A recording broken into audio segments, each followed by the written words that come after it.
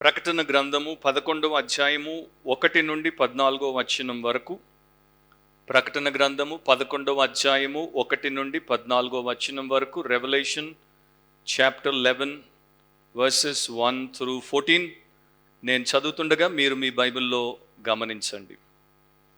మరియు ఒకడు చేతికర్ర వంటి కొలకర్ర నాకిచ్చి, నీవు లేచి దేవుని ఆలయమును బలిపీఠమును కొలత వేసి ఆలయములో పూజించు వారిని లెక్కపెట్టుము. ఆలయమునకు వెలుపటి ఆవరణమును కొలత వేయక విడిచిపెట్టుము, అది అన్యులకియ్యబడెను. వారు 42 నెలలు పరిశుద్ధ పట్టణమును కాలితో త్రొక్కుదురు. నేను నా 2 సాక్షులకు అధికారము ఇచ్చెదను. వారు గోనెపట్ట కట్టుకొని 1260 దినములు ప్రవచింతురు. వీరు భూలోకమునకు ప్రభు అయిన వాని ఎదుట నిలుచుచున్న 2 ఒలీవ చెట్లను దీపస్తంభములునై ఉన్నారు. ఎవడైనను వారికి హాని చేయనుద్దేశించిన ఎడల వారి నోట నుండి అగ్ని బయలువెడలి వారి శత్రువులను దహించి వేయును. కనుక ఎవడైనను వారికి హాని చేయనుద్దేశించిన ఎడల అలాగున వాడు చంపబడవలెను. తాము ప్రవచింపు దినములు వర్షము కురవకుండా ఆకాశమును మూయుటకు వారికి అధికారము కలదు. మరియు వారికిష్టమైనప్పుడెల్లా నీళ్లు రక్తముగా చేయుటకును నానా విధములైన తెగుళ్లతో భూమిని బాధించుటకును వారికి అధికారము కలదు. వారు సాక్ష్యము చెప్పుట ముగింపగానే అగాధములో నుండి వచ్చు క్రూర మృగము వారితో యుద్ధము చేసి జయించి వారిని చంపును. వారి శవములు ఆ మహాపట్టణపు సంత వీధిలో పడియుండును. వానికి ఉపమాన రూపముగా సొదోమ అనియు ఐగుప్తు అనియు పేరు. అచ్చట వారి ప్రభువు కూడా సిలువ వేయబడెను. మరియు ప్రజలకును వంశములకును ఆయా భాషలు మాట్లాడు వారికిని జనములకును సంబంధించిన వారు 3 దినమున్నర వారి శవములను చూచుచు వారి శవములను సమాధిలో పెట్టనీయరు. ఈ 2 ప్రవక్తలు భూనివాసులను బాధించినందున భూనివాసులు వారి గతి చూచి సంతోషించుచు ఉత్సహించుచు ఒకనికొకడు కట్నములు పంపుకొందురు. అయితే ఆ 3 దినములన్నర అయిన పిమ్మట దేవుని యొద్ద నుండి జీవాత్మ వచ్చి వారిలో ప్రవేశించెను. కనుక వారు పాదములు ఊని నిలిచిరి. వారిని చూచిన వారికి మిగుల భయము కలిగెను. అప్పుడు ఇక్కడికి ఎక్కిరండని పరలోకము నుండి గొప్ప స్వరము తమతో చెప్పుట వారు విని మేఘారూఢుడై పరలోకమునకు ఆరోహణమైరి. వారు పోవుచుండగా వారి శత్రువులు వారిని చూచిరి. ఆ గడియలోనే గొప్ప భూకంపము కలిగినందున ఆ పట్టణములో 10వ భాగము కూలిపోయెను. ఆ భూకంపం వలన 7,000 మంది చచ్చిరి. మిగిలిన వారు భయాక్రాంతులై పరలోకపు దేవుని మహిమపరిచిరి. 2వ శ్రమ గతించెను, ఇదిగో 3వ శ్రమ త్వరగా వచ్చుచున్నది. ప్రార్థన చేద్దాం. ప్రేమస్వరూపుడవు, పరిశుద్ధుడవు, అతి శ్రేష్ఠుడవైన జీవాధిపతివైన మా దేవా, ఈ ప్రభుదినమందు మేము పరిశుద్ధ సంఘముగా కూడుకోవడానికి మీ ఘనమైన యోగ్యమైన నామమును పూజించడానికి మాకిచ్చిన ఈ ధన్యతను బట్టి నీకు స్తోత్రం. సంఘముగా కూడి వచ్చినటువంటి ప్రతి నీ బిడ్డను బట్టి నీకు స్తోత్రం. ఇది నాన్న నిబంధన చేసిన ప్రియులను బట్టి నీకు స్తోత్రం. ఇప్పుడు నీ వాక్యము మా కొరకు తెరిచి మీ ఆత్మ ద్వారా బోధించమని, వినుచున్న ప్రతి ఒక్కరిలో మీ క్షేమాన్ని కలిగించమని, మీరు మహిమ పొందమని, మీ సత్యము వారు గ్రహించి తద్వారా ఆ సత్యానికి అనుగుణంగా లోకములో సాక్షులుగా బ్రతికే కృప దయచేయమని, ఆటంకములన్నింటినీ దూరపరిచి మాకు సహాయము చేసి ఆరాధనను ఆశీర్వదించమని యేసు నామమును అడిగి ప్రార్థిస్తున్నాం తండ్రి, ఆమెన్. కూర్చోండి. అండ్ దేవుడి వాక్యమును భయముతో, భక్తితో, శ్రద్ధతో, ఆసక్తితో, పూర్ణ హృదయముతో వినాల్సిందిగా మనవి చేస్తున్నాను. మీ బైబిల్ తెరిచి, హృదయము తెరిచి, కన్నులు తెరిచి వాక్యము బోధింపబడుతుండగా మీరు విన్నప్పుడు మీకు అదెంతో క్షేమాన్ని కలిగిస్తుంది. మనము పోయిన వారము ప్రకటన గ్రంథం సిరీస్కి, రెవల్యూషన్ సిరీస్కి బ్రేక్ ఇచ్చాము. కానీ మరలా ప్రభు మనల్ని ఈ వారము నుండి ఆ యొక్క గ్రంథపు సిరీస్లోనికి తీసుకుని వచ్చాడు. దాన్ని బట్టి దేవునికి స్తోత్రం. ఈరోజు పార్ట్ 23, 23వ భాగమును మనము చూస్తాము. చాలా క్లుప్తంగానే ఉంటుంది, ఎందుకంటే ఈ అధ్యాయంలో 11వ అధ్యాయంలో 14 వచనాలను మనము ఈ యొక్క లెసన్లో కవర్ చేయాల్సి ఉంటుంది. దీని టైటిల్ ఏంటంటే the temple and 2 witnesses. The temple and 2 witnesses. ఆలయము, 2 సాక్షులు. ఆలయము, 2 సాక్షులు. ఈ 11వ అధ్యాయము చాలా కష్టతరమైనటువంటి అధ్యాయం. అండ్ గతంలో నేను మీకు చెప్పినట్టుగా 6వ బూర ఊదబడిన తర్వాత 7వ బూర ఊదబడక మునుపు వచ్చినటువంటి ఇంటర్లూడ్ అంతరాయం అంటే ఈ రెండు బూరలు ఊదబడుతున్నటువంటి ఆ యొక్క సమయాన్ని దేవుడు లెక్కలోనికి తీసుకున్నప్పుడు 6వది అయిపోయింది, 7వది ఆయన ఇంకా ఆజ్ఞాపించక మునుపు మధ్యలో జరిగినటువంటి విషయాలు లేకపోతే ఉన్నటువంటి సంగతులను గురించి తన సంఘానికి తెలియచేస్తూ 10వ అధ్యాయము 11వ అధ్యాయంలో ఉన్నటువంటి వివరములను ఆయన రాయించాడు. 11వ అధ్యాయంలో 15వ వచనం నుండి మనము 7వ దూత బూర ఊదుటను ఊదినప్పుడు ఏం జరుగుతుందో దాన్ని ప్రభుచితమైతే వచ్చే లెసన్లో మనం చూస్తాం. కాకపోతే దీన్ని ఈ యొక్క అధ్యాయాన్ని అండ్ ఈరోజు ఉన్నటువంటి ఈ భాగాన్ని చాలామంది బైబిల్ పండితులు, బైబిల్ బోధకులు రకరకాలుగా దాని యొక్క వ్యాఖ్యానము చేశారు. ప్రపంచవ్యాప్తంగా అనేక రకాలైనటువంటి ఇంటర్ప్రిటేషన్స్ ఈ ప్యాసేజ్ గురించి మనకు అందుబాటులో ఉన్నాయి. వారి గురించి నేను ఈ రకంగా అనుకుంటాను. ఒక ఆయన ఉత్తరం వైపు వెళ్ళాడు, ఒక ఆయన దక్షిణం వైపు వెళ్ళాడు, ఒక ఆయన పడమర వైపు వెళ్ళాడు, ఒక ఆయన తూర్పు వైపు వెళ్ళాడు. నేను ఏ దిక్కు వైపు వెళ్లకుండా పరలోకం వైపు వెళ్ళి అక్కడ దేవుడు ఏం చెప్పాడు, ఏం రాయించాడు అన్నది ప్రార్థనాపూర్వకంగా నాకున్నటువంటి అవగాహనను బట్టి గ్రహించి దాన్నే మీకు బోధించడానికి మీ ముందు నిలబడ్డాను. ఎందుకంటే మనం ఎప్పుడైనా సరే ఈ దిక్కు ఆ దిక్కు పోయి వీరి ద్వారా వారి ద్వారా ప్రభావితం అవ్వడం కన్నా బైబిల్ దేవుడి దగ్గరికి వెళ్ళి బైబిల్ దేవుడి యొక్క ఆలోచన ఏంటి, ఆయన యొక్క ఉద్దేశం ఏంటి, ఆయన వాక్యము ఇతర చోట్ల ఏం నేర్పుతోంది అండ్ సమిష్టిగా దేవుడి యొక్క సంకల్పంలో ఉన్నటువంటి సారం ఏంటి అనేది మనం దృష్టిలో పెట్టుకున్నప్పుడు మనము దిక్కు లేకుండా తిరగాల్సినటువంటి అవసరం ఉండదు. మనకు ఒక సరైనటువంటి మార్గదర్శకత్వాన్ని దేవుడు అనుగ్రహిస్తాడు. సో దీంట్లో చాలా గంభీరమైనటువంటి విషయములను మనం ఈ రోజున నేర్చుకుంటాం. మొత్తం అన్నింటినీ నేను చెప్పలేనని గతంలో చెప్పాను. కొంత ఏదైతే అవసరమో అది ఈ సమయంలో ప్రభు మనకు నేర్పిస్తాడు. మరి యొక్క లెసన్లోనికి వెళ్ళక మునుపు మరొకసారి మనకు దేవుడు జ్ఞాపకం చేసేటువంటి విషయం ఏంటంటే దేవుడు పరిశుద్ధుడు, ఆయన పాపానికి వ్యతిరేకి.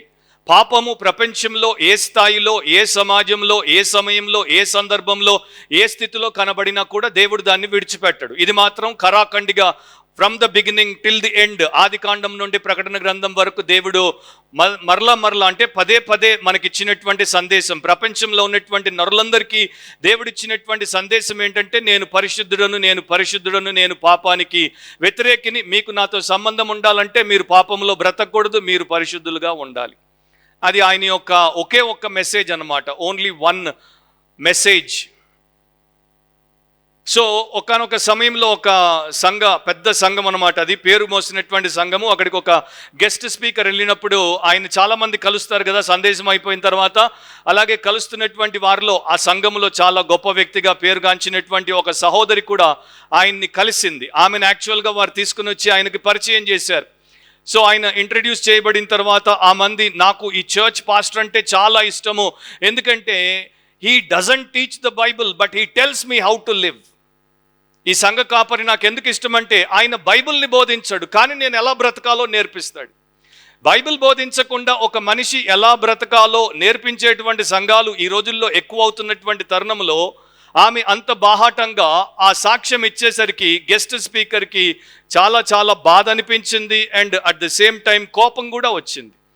బాధ ఎందుకు అనిపించిందంటే ఇలాంటి సంఘానికి నేను ఎందుకు వచ్చానా అని, అండ్ కోపం ఎందుకు వచ్చిందంటే ఇలాంటి సంఘంలో ఇలాంటి మూర్ఖులు ఇంకా ఉన్నారా అని.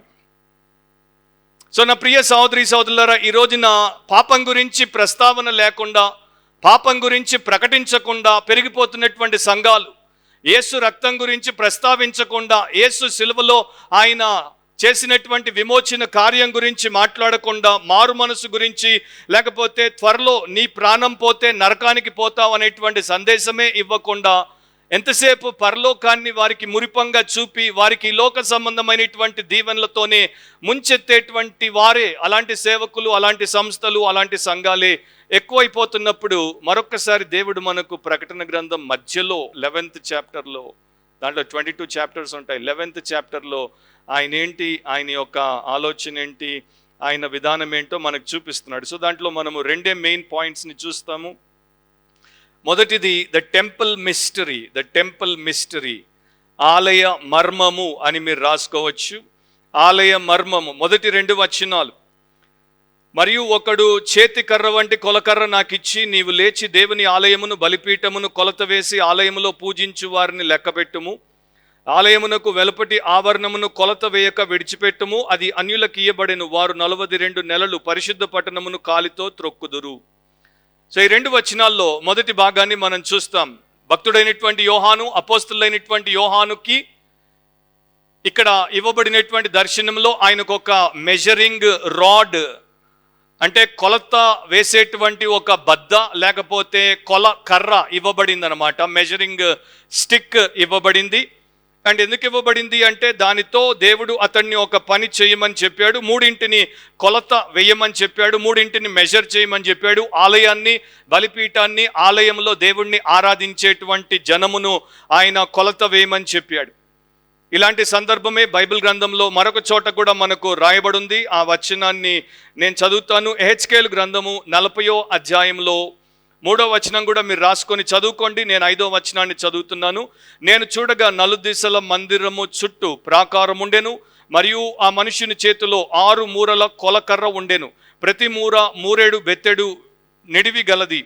ఆయన ఆ కట్టడమును కొలవగా దాని వెడల్పును దాని ఎత్తును 12.5 తేలిను. సో ఇక్కడ ఎహెచ్కేలు యొక్క మందిరం, ఇది ఎహెచ్కేలు గ్రంథం 40వ అధ్యాయం నుండి 48 వరకు దేవుడు బయలుపరిచినటువంటి ఆ టెంపుల్కి సంబంధించినటువంటి డిస్క్రిప్షన్ ఇక్కడ కనబడుతుంది. అక్కడ ఒక వ్యక్తి కొలుస్తున్నాడు.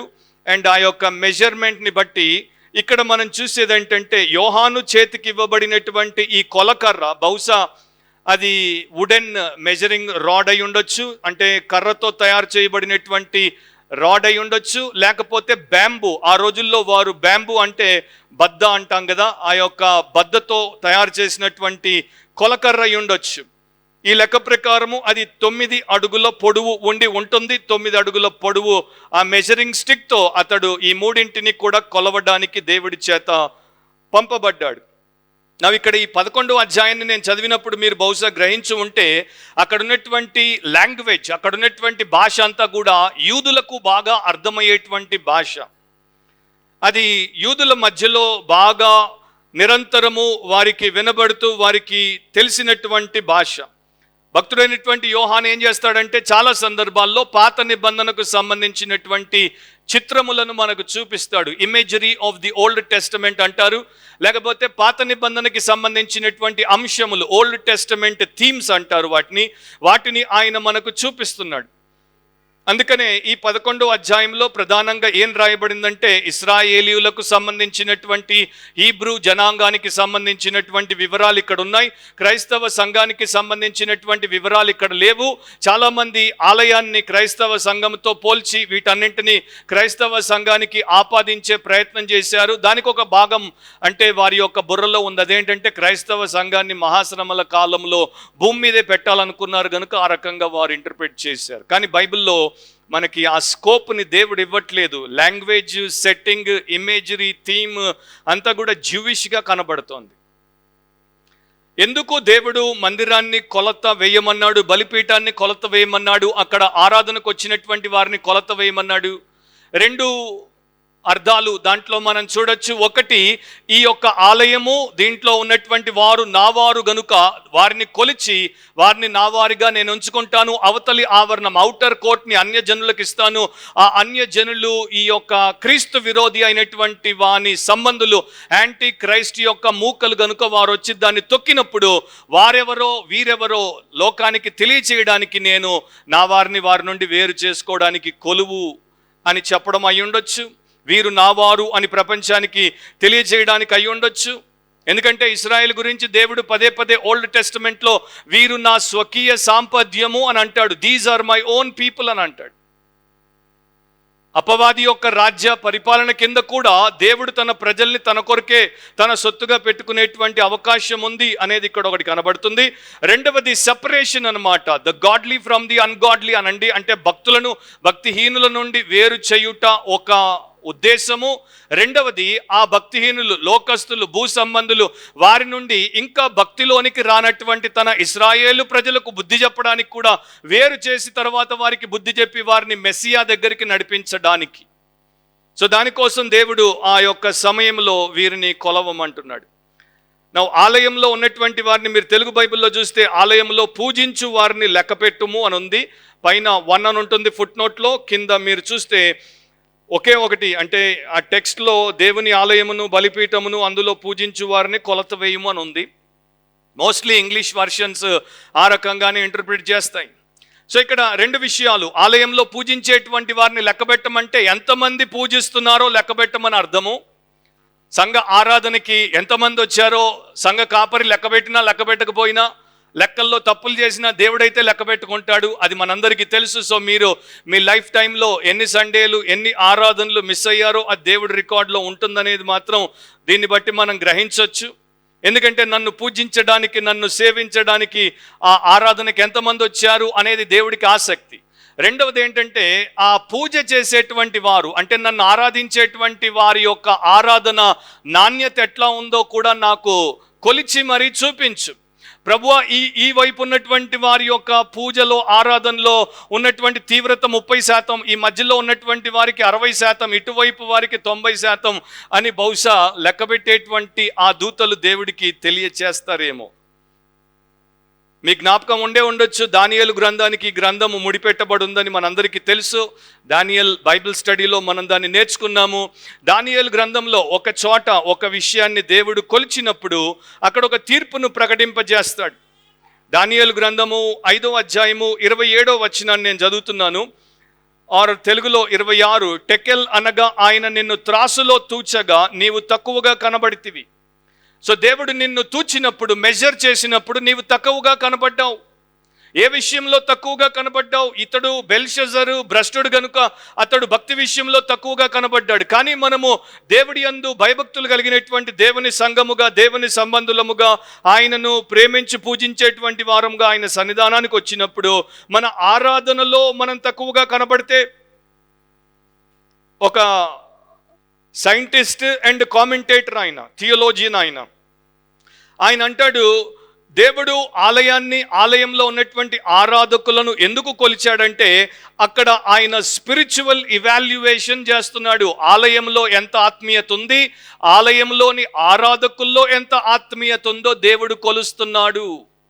సో నా ప్రియ సహోదరి సహోదరులారా, ఆచారాన్ని బట్టి చాలా మంది ఆదివారం హాజరవుతారు. చాలా మందికి, మెజారిటీ ఆఫ్ ద పీపుల్కి అది కేవలం ఆచారమే, ఆత్మీయత కాదు. అండ్ చాలా తక్కువ మంది ఆత్మీయులుగా ఆదివారం ఆరాధనకు వస్తారు. వారి ఆరాధనను దేవుడు కొలిచినప్పుడు ఆయన బేష్ అనేటువంటి స్థాయిలో వారి ఆరాధన ఉంటుంది, మిగతా వారిది ఆ రకంగా ఉండదు. అయితే ఇక్కడ నేను చెప్పినట్టుగా యూదుల యొక్క ఆలయంలో ఆరాధనలో పాల్గొన్నప్పుడు వారు ఇంకా మెస్సియా వైపు తిరగలేదు, విమోచకుణ్ణి హృదయానికి హత్తుకోలేదు, వారు ఇంకా భ్రష్టత్వంలోనే ఉన్నారు. కనుక వారిని దేవుడు రక్షించాల్సిన అవసరం ఉంది. కనుక దేవుడు ఆ పనిని చేయడానికి ఆ సమయంను వాడుకుంటాడు. మనందరికీ తెలుసు, మహాశ్రమల కాలంలో యూదులు రక్షించబడతారు. సరే, ఇక్కడ యోహాను ఈ యొక్క మాటలు రాస్తున్నప్పుడు ఇశ్రాయేల్ దేశంలో యెరూషలేం నగరంలో ఆలయం లేదు. 70 ADలో టైటస్ దాన్ని నేలమట్టం చేసేసాడు. ఈయన మనకున్నటువంటి ఆధారాలన్నింటినీ బట్టి మనము లెసన్ నెంబర్ 1లో ఇంట్రడక్షన్లో చెప్పుకున్నాం. 95 ADలో దీన్ని రాస్తున్నాడు. 95వ శకంలో ఆయన దీన్ని రాస్తున్నాడు. అంటే 25 సంవత్సరాలు అయిపోయి ఉంటుంది ఆ పాటికి ఆలయము యెరూషలేంలో నేలమట్టం అయిపోయి. సో యోహాను ఆ టైంలో రాయడానికి ఆయన ఎదుట ఆలయమే లేదు. There is no temple. కాకపోతే ఏ టెంపుల్ గురించి ఈయన ఇక్కడ మనకు రాశాడు అనేది మనం చూడాలంటే టెంపుల్ హిస్టరీ కొంత నేను మీకు చెప్పాలి. చాలా బ్రీఫ్గా చెప్తాను. ఎన్ని ఆలయాలు ఇశ్రాయేలీయులకు దేవుడు అనుగ్రహించాడు. మొదటి ఆలయము మనందరికీ బాగా పరిచయము, దేవుడికి ప్రియుడైనటువంటి సొలొమోను చేత నిర్మించబడింది. 958 BC, క్రీస్తు పూర్వము 958వ సంవత్సరంలో దాన్ని సొలొమోను కట్టాడు. అదే ఆలయాన్ని నెబుకద్నెజర్ 586వ సంవత్సరం క్రీస్తు పూర్వం 586 BCలో పూర్తిగా నాశనం చేశాడు, నేలమట్టం చేశాడు. సో 586 BCలో ఫస్ట్ టెంపుల్ డిస్ట్రాయ్ అయిన తర్వాత సెకండ్ టెంపుల్ని బబులోను చెర నుండి బయటకు వచ్చినటువంటి కొంతమంది యూదులు యెరూషలేంకి వచ్చినప్పుడు యెరుబాబేల్ అనేటువంటి ఒక నాయకుడి యొక్క నాయకత్వం కింద రెండవ ఆలయాన్ని కట్టారు. సెకండ్ టెంపుల్ని వారు కన్స్ట్రక్ట్ చేశారు. 538 BCలో 538వ సంవత్సరం క్రీస్తు పూర్వం ఇదే ఆలయాన్ని యాంటియోకస్ ఎపిఫేనస్ అనేటువంటి ఒక దుర్మార్గుడు వచ్చి అపవిత్రపరిచాడు. దానియేలు గ్రంథం బైబిల్ స్టడీ అంతా నా యూట్యూబ్ ఛానల్లో ఉంటుంది. దాంట్లోనికి మీరు వెళ్తే ఆ వివరాలన్నీ మీకు తీరికగా తెలుసుకోవడానికి అవకాశం ఉంది. సో నేను దాంట్లో ఇప్పుడు సమయం స్పెండ్ చేయను. 165 BCలో యాంటియోకస్ ఎపిఫేనస్ దాంట్లో పందిని బలిచ్చి ఆ యొక్క ఆలయమును అపవిత్రపరిచాడు. తర్వాత అది పడిపోయింది. ఎందుకంటే సొలొమోను కట్టినంత మహామందిరం కాదు ఇది, కొంత చిన్నపాటి మందిరము. అది సరిగ్గా లేక శిథిలావస్థలోనికి వచ్చింది. బైబిల్ పండితులు రెండు రకాలుగా అభిప్రాయపడతారు. అది పూర్తిగా నాశనం అయిందని కొంతమంది, లేదు అది డిప్లిటేటెడ్ స్టేట్ కంటే శిథిలావస్థకు వచ్చిందని కొంతమంది. ఏది ఏమైనప్పటికీ దాని యొక్క పాత సామానును వెలికి తీయించి అండ్ అక్కడ 1000 మంది లేవీయులను యాజకులుగా నియమించి వారితో తిరిగి పని మొదలు పెట్టించి హేరోదు ఇంకొక మహామందిరాన్ని కట్టాడు. దీన్ని కొంతమంది సెకండ్ టెంపుల్ రెస్టోర్డ్ అని అంటారు, మిగతా వారు third temple built by Herod అని అంటారు. నా లెక్క ప్రకారం అది సెకండ్ టెంపుల్ రెస్టోర్డ్ అని మనం అనొచ్చు. కాకపోతే లార్జ్ స్కేల్, చాలా పెద్ద ఎత్తులో దాన్ని ఆయన ప్రారంభించాడు. క్రీస్తు పూర్వము మేబీ 16 or 18 BCలో మొదలుపెట్టాడు. చాలా సంవత్సరాలు పట్టింది దాన్ని కంప్లీట్ చేయడానికి. 64 ADలో క్రీస్తు శకము 64వ సంవత్సరంలో దాన్ని పూర్తి చేయడం జరిగింది. కానీ 70 ADలో జస్ట్ 6 సంవత్సరాల తర్వాత టైటస్ యెరూషలేంలోనికి దండెత్తొచ్చినప్పుడు దాన్ని పూర్తిగా నేలమట్టం చేసేసాడు. సో మొదటి టెంపుల్ లేదు, రెండవ టెంపుల్ లేదు. ఆ రెండవ టెంపులే రెస్టోర్ అయిన తర్వాత కూడా అది లేకుండా పోయింది యోహాన్ రాసే సమయానికి. మరి ఇక్కడ యోహాను దేని గురించి మాట్లాడుతున్నాడు? కొంతమంది దీన్ని ఎహెచ్కేలు 40 నుండి 48 వరకు ఉన్నటువంటి మందిరం గురించి మాట్లాడుతున్నాడు అని అంటారు. కానీ అక్కడ ఉన్నటువంటి మెజర్మెంట్, ఇక్కడ ఉన్నటువంటి మెజర్మెంట్ని మనము లిటరల్గా తీసుకుంటే వేరువేరుగా ఉంటాయి. ఎహెచ్కేలు 4th టెంపుల్ గురించి మాట్లాడుతున్నాడు. మిలేనియల్ టెంపుల్ అంటారు. అంటే క్రీస్తు 1000 ఏండ్ల పాలన చేసేటువంటి సమయంలో దాన్ని నిర్మిస్తారు. అది ఇంకా చాలా అద్భుతంగా ఉంటుంది. అది కాదు ఇక్కడ యోహాను మనకు తెలియజేసేది. So there is another temple which is known as the third temple, 3వ ఆలయం అని ఇంకొక ఆలయం గురించి వాక్యము నుండి మనము నేర్చుకోవడానికి దేవుడు అవకాశాన్ని ఇచ్చాడు. దీన్నే ట్రిబ్యులేషన్ టెంపుల్ అంటారు. మహాశ్రమల కాలంలో నిర్మించబడేటువంటి ఆలయము, లేకపోతే యేసు రాకడ కన్నా ముందు, సంఘం ఎత్తబడిన తర్వాత రెండవ రాకడకు మునుపు యూదులు కట్టబోయేటువంటి ఒక నూతన మందిరం, ఆ మందిరం గురించి ఇక్కడ యోహాను భక్తుడికి తెలుపబడింది. సో దీన్ని ట్రిబ్యులేషన్ టెంపుల్ అని మీరు రాసుకోవచ్చు. ఆ సమయంలో ఈ మందిరం ఉంటుంది, ఈ ఆలయం ఉంటుంది. నేను 2 వచనాలు మీకు చదువుతాను. దానియేలు గ్రంథము 9వ అధ్యాయంలో 27వ వచనము, డానియల్ 9:27. మనం ఆ లెసన్లో దాని గురించి చాలాసేపు అప్పుడు నేర్చుకున్నాం. అతడు 1 వారం వరకు అనేకులకు నిబంధనను స్థిరపరచును, అర్ధవారమునకు బలిని నైవేద్యమును నిలిపివేయును, హేయమైనది నిలుచు వరకు నాశనము చేయువాడు వచ్చును, నాశనము చేయువానికి రావాలని నిర్ణయించిన నాశనం ముగించు వరకు ఇలాగున జరుగును. యాంటిక్రైస్ట్ వచ్చి గాడ్స్ హోలీ టెంపుల్లో అన్హోలీ ఇమేజ్ని పెట్టి దాన్ని డెసెక్రేట్ చేసినప్పుడు, అపవిత్రపరిచినప్పుడు ఏం జరుగుతుందో దాని గురించి దానియేలు ప్రవచించాడు. అండ్ దాని గురించి మన ప్రభు అయిన యేసుక్రీస్తు మత్తయి సువార్త 24వ అధ్యాయము 15వ వచనంలో ప్రస్తావించాడు. కాబట్టి ప్రవక్త అయిన దానియేలు ద్వారా చెప్పబడిన నాశనకరమైన హేయ వస్తువు పరిశుద్ధ స్థలమందు నిలుచుట మీరు చూడగానే చదువువాడు గ్రహించుగాక. సో ఎప్పుడు చూస్తారు? భవిష్యత్తులో శ్రమల కాలంలో ఇది జరిగినప్పుడు యూదులు దీన్ని చూసి అప్పుడు వారికి కనువిప్పు కలుగుతుంది కనుక వారి కోసం ఇది ఏర్పాటు చేయబడింది. సో ఇది థర్డ్ టెంపుల్ అండ్ ఇది ట్రిబ్యులేషన్ టెంపుల్, అది మనం దృష్టిలో పెట్టుకోవాలి. ఇప్పుడు టెంపుల్ మౌంట్కి ఒక హిస్టరీ ఉంది. అంటే యెరూషలేంకి వచ్చి ఆ యొక్క మౌంట్ మొరాయా లేకపోతే మౌంట్ జాయన్ అనేటువంటి ఆ పర్వతం మీదకి మీరు వస్తే దానికి ఒక చరిత్ర ఉంది. ఆ చరిత్రలోనికి నేను ఇప్పుడు వెళ్ళుట అనవసరం అనిపించింది కనుక నేను ఆ డీటెయిల్స్ మీకు ఇవ్వట్లేదు. కాకపోతే AD 691లో క్రీస్తు శకము 691లో ఆ టెంపుల్ సైట్ మీద ఒక ఇస్లామిక్ మాస్క్ని వారు నిర్మించడానికి దాన్ని ఆక్రమించుకున్నారు. దాన్నే ప్రస్తుతం మీరు యెరూషలేంను చూసినప్పుడు మీకు ఒక బంగారు గోపురం కనబడుతుంది, డోమ్ ఆఫ్ ద రాక్ అని అంటారు. అక్కడ ఉన్నటువంటి అల్ అక్సా మాస్క్ ప్రిమిసెస్లో ఉన్నటువంటి డోమ్ ఆఫ్ ద రాక్ అనే ఇస్లామిక్ మాస్క్ అన్నమాట. ఆ ప్రాంతం నుండే రెక్కలు కలిగినటువంటి గుర్రం మీద మొహమ్మద్ పరలోకానికి వెళ్ళిపోయాడని ఇస్లాం మతస్థులు ఇప్పటికి కూడా నమ్ముతారు. అది అవాస్తవము అని చరిత్ర చెప్తున్నా కూడా వారు నమ్ముతారు. కాకపోతే ఇప్పుడు బైబిల్ పండితులు యూదుల మధ్యలో ఒక వివాదం ఉంది. అక్కడే ఆ డోమ్ ఆఫ్ ద రాక్ని రేపు పడగొట్టి అక్కడ కొత్త మందిరం, ఈ యొక్క 3వ మందిరమును ఇశ్రాయేలీయులు కట్టుకుంటారు అని.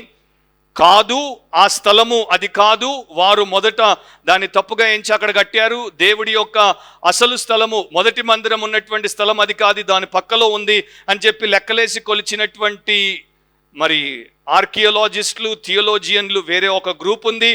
కనుక ఏదేమైనప్పటికీ ఆ ఏరియాలో, యెరూషలేములో, ఆ ప్రాంతంలో ఒక మందిరం కట్టబడబోతుంది. మీరు దాని గురించి తెలుసుకోవాలంటే టెంపుల్ ఇన్స్టిట్యూట్ అనే ఒక ఆర్గనైజేషన్ ఉంది జెరూసలేంలో.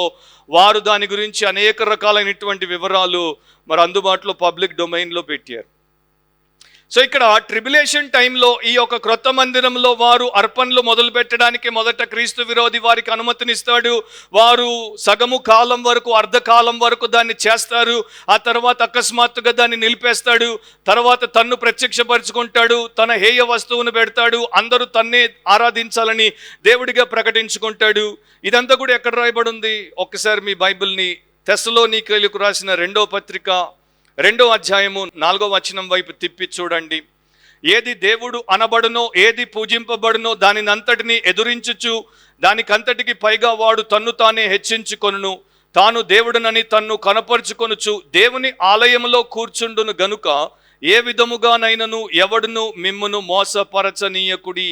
అదొక వార్నింగ్ అపోస్తలులైనటువంటి పౌలు ఇచ్చాడు. ఏ విధముగానైనను ఎవడును మిమ్మును మోసపరచనీయకుడి.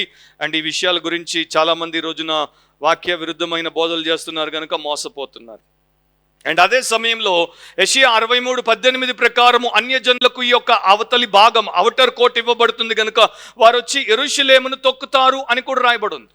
సో చాలా వచనాలు ఉన్నాయి. వాటన్నిటి గుండా నేను మిమ్మల్ని తీసుకుపోతే ఈ యొక్క లెసన్ 3 గంటల సమయం పడుతుంది. అది నా ఉద్దేశం కాదు. కాకపోతే ఆ వచనాలు అక్కడక్కడ నేను చదవకుండా రెఫరెన్స్లుగా మీకు ఇస్తాను, మీరు పర్సనల్ స్టడీ చేసుకోవచ్చు. ఇప్పుడు ప్రాబ్లం ఏంటంటే బైబిల్ ఎంత క్లియర్గా, ఎంత లిటరల్గా, ఎంత సింపుల్గా భవిష్యత్తులో ఒక ఆలయం ఉంటుంది, అర్ధకాలం వరకు వారు ఆరాధన చేస్తారు, బలులు అర్పిస్తారు, తర్వాత క్రీస్తు విరోధి వస్తాడు, దాన్ని ఆపేస్తాడు, తన్నే దేవుడిగా ప్రకటించుకుంటాడు, హేయ వస్తువు పెడతాడు అని దానియేలు చెప్పాడు, ప్రభు అయిన యేసు చెప్పాడు. అయినా కూడా ఇప్పుడు చాలామంది దీన్ని ఎప్పుడో జరిగిపోయినటువంటి ఒక విషయముగా, లేకపోతే ఆత్మ సంబంధమైనటువంటి ఒక ఉపమానముగా తేల్చి పారేసే ప్రయత్నమే చేస్తున్నారు. కానీ లిటరల్గా వాక్యం చెప్తున్నట్టు దాన్ని తీసుకోవట్లేదు. ఆలయాన్ని సంఘంతో పోల్చారు అని అన్నాను కదా, క్రైస్తవులతో పోల్చారు అని అన్నాను. ఎందుకంటే న్యూ టెస్టిమెంట్ క్రైస్తవులను దేవుడి యొక్క ఆలయముతో పోలుస్తోంది కనుక. ఫర్ ఎగ్జాంపుల్ 1 కొరింథీ 3వ అధ్యాయము 16వ వచనంలో బైబిల్ చాలా స్పష్టంగా చెప్తోంది, క్రీస్తు యేసు రక్తములో కడుగబడినటువంటి విశ్వాసులు ఏమై ఉన్నారు, మీరు దేవుని ఆలయమై ఉన్నారనియు దేవుని ఆత్మ మీలో నివసించుచున్నాడనియు మీరు ఎరుగరా. So the body of Christ, దేవుడి యొక్క సంఘము, దేవుని యొక్క శరీరము, దేవుని యొక్క ఆలయము, అందులో పరిశుద్ధాత్ముడు కార్పొరేట్గా ఉన్నటువంటి టెంపుల్లో ఉన్నాడు అని ఇక్కడ రాయబడి ఉంది.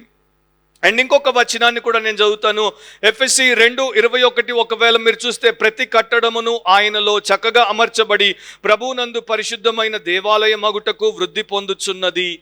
సో ఇక్కడ కూడా believers in Christ are being built up as a temple for God to dwell in. So వీటిని బట్టి కొంతమంది ఇది క్రైస్తవ సంఘాన్ని సూచిస్తోంది అని అన్నారు. కానీ అక్కడ ఉన్నటువంటి భాష, భావము, అక్కడ ఉన్నటువంటి వివరాలు కంప్లీట్గా యూదులకు సంబంధించినవి, క్రైస్తవులకు సంబంధించినవి కావు అని రాయబడింది. ఎందుకంటే టెంపుల్ అనేటువంటి, ఆలయం అనేటువంటి తెలుగు, ఇంగ్లీష్ పదాలకు గ్రీకులో 2 వేరు పదాలు ఉన్నాయి.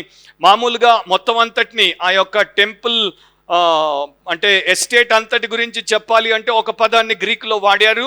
కానీ లోపల ఉన్నటువంటి అంతర్భాగాన్ని, హోలీ ఆఫ్ హోలీస్ అంటాం చూడండి, అతి పరిశుద్ధ స్థలము, ఇన్నర్ శాంక్చువరీ అంటాం చూడండి, దానికోసం గ్రీక్లో నియాస్ అనేటువంటి పదాన్ని వాడారు. సో ఇక్కడ దేవుడు నియాస్ అనేటువంటి మందిరం గురించి మాట్లాడుతున్నాడు. చర్చ్లో అట్లాంటి డివిజన్లు ఏమీ లేవు. క్రైస్తవ సంఘంలో బయటి ఆవరణము, తర్వాత పరిశుద్ధ స్థలము, తర్వాత లోపల అతి పరిశుద్ధ స్థలము అనేటువంటి విభజనలు లేవు. అది పాత నిబంధన మందిరంలో కరాఖండిగా దేవుడు పెట్టాడు. అండ్ పాత నిబంధన యెరూషలేములో కట్టబడినటువంటి దేవుడి మందిరము, ముఖ్యంగా హేరోదు కట్టించినటువంటి మందిరంలో 4 కోర్ట్స్ ఉండేవి, 4 ఆవరణలు ఉండేవి. మొదటిది కోర్ట్ ఆఫ్ ద జెంటైల్స్, అన్య జనుల ఆవరణము అంటారు. అక్కడికి అన్య జనులు ఏ దేశస్థుడైనా అక్కడికి రావచ్చు, అక్కడ ఉండొచ్చు, అక్కడ నుండి లోపలికి రాకూడదు. వాడు 1 ఇంచు లోపలికి కాలు పెడితే అక్కడే ఆన్ ద స్పాట్ చంపబడతాడు. సో డెత్ పెనాల్టీ అనమాట. 1 ఇంచ్ వాడికి లేనటువంటి స్థలంలో కాలు పెడితే death penalty. Court of the జెంటైల్స్లో వారు బయట ఉంటారు. తర్వాత court of the women, Hebrew స్త్రీలకు ఉన్నటువంటి ఆవరణం, అక్కడ స్త్రీలు మాత్రమే ఉంటారు. తర్వాత court of the Israelites, Israel పురుషులందరూ ఉండడానికి ఇంకొక ఆవరణం ఉంటుంది, అక్కడ సామాన్యులు ఇస్రాయేలు ఉంటారు. దాని తర్వాత కోర్ట్ ఆఫ్ ద ప్రీస్ట్లు, యాజకులు ఉండేటువంటి ఆవరణం, అక్కడికి యాజకులు వచ్చి బలి అర్పణ, దేవుడి యొక్క యాజకత్వం అంతటినీ చేస్తారు. సో దేవుడు ఇంత పర్ఫెక్ట్గా డివిజన్ని చేసి పెట్టాడు. అండ్ ఇక్కడ వాడబడినటువంటి భాషను బట్టి కూడా చూస్తే ఆ యొక్క ఇన్నర్ శాంక్చురీ గురించి ఆయన మాట్లాడుతున్నాడు, అండ్ అవుటర్ కోర్ట్ గురించి ఆయన మాట్లాడుతున్నాడు. లోపల దాంట్లో ఆరాధించేటువంటి వారిని లెక్క పెట్టండి, బయట ఉన్నటువంటి వారిని లెక్క పెట్టద్దు, ఎందుకంటే బయటి ఆవరణము అన్య జనులకు ఇవ్వబడుతుంది. అది అన్యులకు ఇవ్వబడిను అని రాయబడి ఉంది కదా, మీరు అక్కడ చూశారు. సో ఈ అన్యులకు ఎందుకు ఇవ్వబడింది? వారు దాన్ని క్రీస్తు విరోధి అయినటువంటి వానితో జతగట్టి తొక్కడానికి. ఇక్కడే ఇంకో 2 విషయాలు కూడా ఉన్నాయి. ఒకటేమో పరిశుద్ధ పట్టణమును కాలితో త్రొక్కుదురు అని రాయబడి ఉంది. హోలీ సిటీ అనేది బైబిల్లో లేకపోతే ప్రపంచంలో మీరు ఎక్కడ చూసినా ఈజీగా తెలుసుకోగలిగినటువంటి విషయం అది. What is the Holi city? ఏది పరిశుద్ధ పట్టణము? బైబిల్లో ఒకే ఒక హోలీ సిటీ ఉంది, యెరూషలేం అనేదే హోలీ సిటీ. యెరూషలేమే పరిశుద్ధ పట్టణం. యెషయా గ్రంథం 52:1 మీరు రాసుకోండి. అండ్ మత్తయి సువార్త 27వ అధ్యాయం 53వ వచనం కూడా మీరు రాసుకోండి. ఒక ఓల్డ్ టెస్టమెంట్ రెఫరెన్స్, ఒక న్యూ టెస్టమెంట్ రెఫరెన్స్. యెషయా ప్రవక్త యెరూషలేమును పరిశుద్ధ పట్టణం అంటాడు. యేసు ప్రభు చనిపోయి సమాధి చేయబడినప్పుడు సమాధులు తెరవబడితే ఆ సమాధుల్లో నుండి బయటకు వచ్చినటువంటి వారు పరిశుద్ధ పట్టణంలో చాలామంది కనబడ్డారని మత్తయి 27లో రాయబడి ఉంది. సో పరిశుద్ధ పట్టణం అంటే ఒకే ఒక పరిశుద్ధ పట్టణం, అది యెరూషలేం అనేటువంటి పరిశుద్ధ పట్టణం.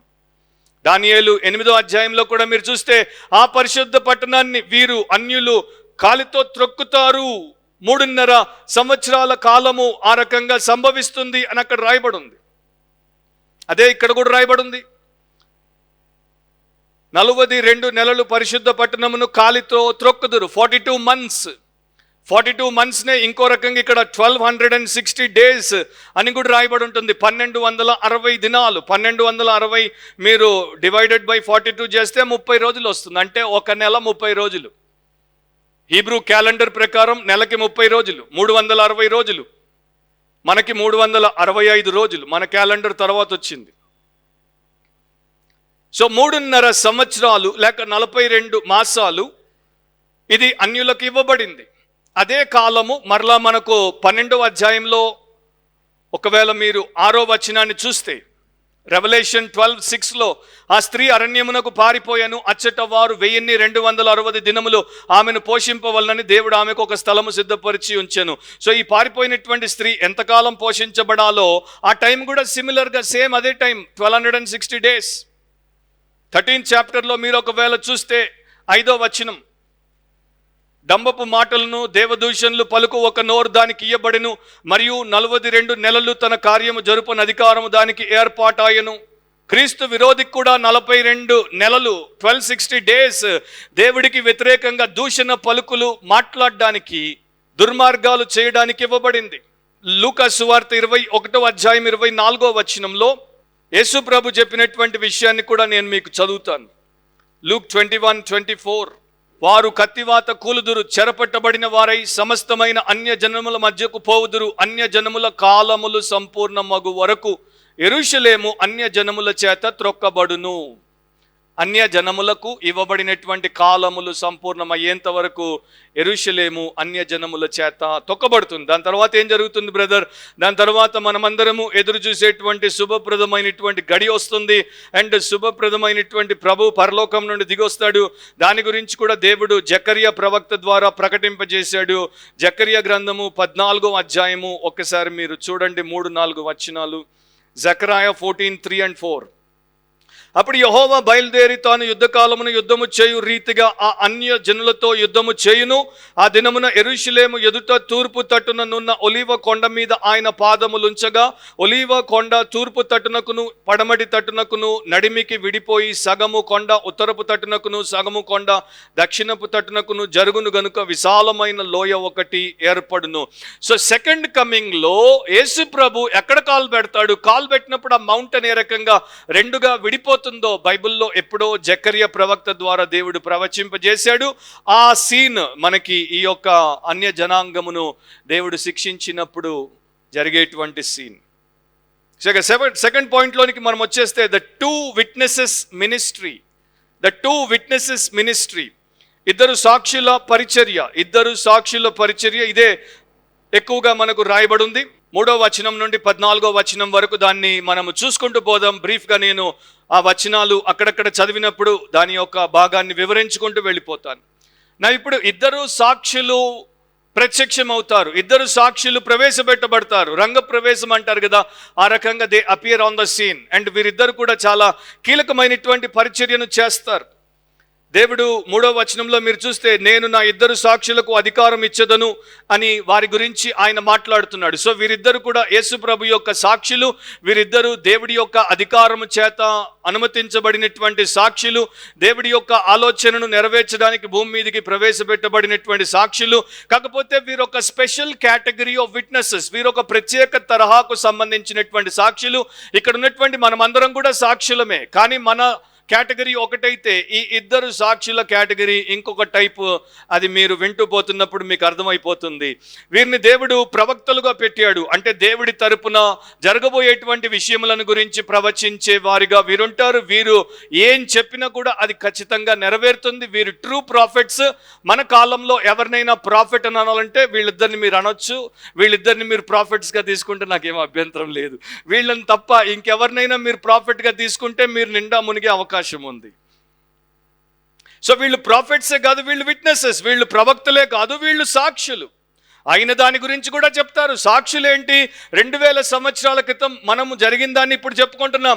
వీరు కొన్ని సంవత్సరాల క్రితం యెరూషలేములో యేసుక్రీస్తు ప్రభు మీ అందరి పాపాల కొరకు ఏ రకంగా పరిహారం చేశాడు, ఏ రకంగా ఆయన చనిపోయి సమాధి చేయబడి 3వ దినం తిరిగి లేచాడు అనేటువంటి శుభవర్తమానం ప్రకటించే విషయంలో సాక్షులు. అండ్ మీరు దీన్ని వినకపోతే జరగబోయేటువంటి విషయములు ఏంటి, తీర్పు ఏంటి, శిక్ష ఏంటి, నిత్య నాశనం ఏంటి అని చెప్పే విషయంలో ప్రవక్తలు. అండ్ దేవుడి యొక్క తీర్పులను గురించి ప్రకటించే విషయంలో అధికారం కలిగినటువంటి దేవుని సేవకులు. అండ్ ఆ యొక్క మాటలు మాత్రమే కాదు, శక్తితో దాన్ని చేసి చూపించుటకు అధికారం కలిగి పరలోకం నుండి దిగొచ్చినటువంటి దైవ సంబంధులు. సో వీరేం చేస్తారంటే ఈ భూలోకానికి పరలోకపు సందేశాన్ని ఇస్తారు. They are here to give heaven's message to this perishing world. ఈ లోకము ఇక నాశనం అయిపోబోతోంది కనుక దానికి సాక్ష్యం ఇవ్వడానికి వారు వచ్చారు. ద్వితీయోపదేశ కాండము అంటే డ్యూటరానమీ 19:15 ఒకసారి మీరు తిప్పండి. కొన్ని వచనాలు మనం చూసుకుంటూ వెళ్దాం. నేను చెప్పినవి మాత్రమే మీరు తిప్పితే చాలు. ద్వితీయోపదేశ కాండం 19:15 అక్కడ అసలు పాత నిబంధన ధర్మశాస్త్రం ప్రకారము సాక్షులు ఎందుకు అవసరము అనేది మనకు కనబడుతుంది. తెలుగు బైబిల్లో 18లో ఉంది చూడండి. నేను ఇంగ్లీష్ బైబిల్ని ఫాలో అవుతాను కనుక నా వర్సెస్ దాని ప్రకారమే ఉంటాయి మోస్ట్ ఆఫ్ ద టైం. ఆ న్యాయాధిపతులు బాగుగా విమర్శించిన తరువాత వాని సాక్ష్యము అబద్ధ సాక్ష్యమై తన సహోదరుని మీద వాడు అబద్ధ సాక్ష్యం చెప్పిన సంగతి వెల్లడి అయిన ఎడల వాడు తన సహోదరునికి తలంచినట్లే వానికి చేయవలెను. సో అట్లు మీ మధ్య 19 కూడా చదివితే ఆ చెడుతనమును పరిహరించుదు.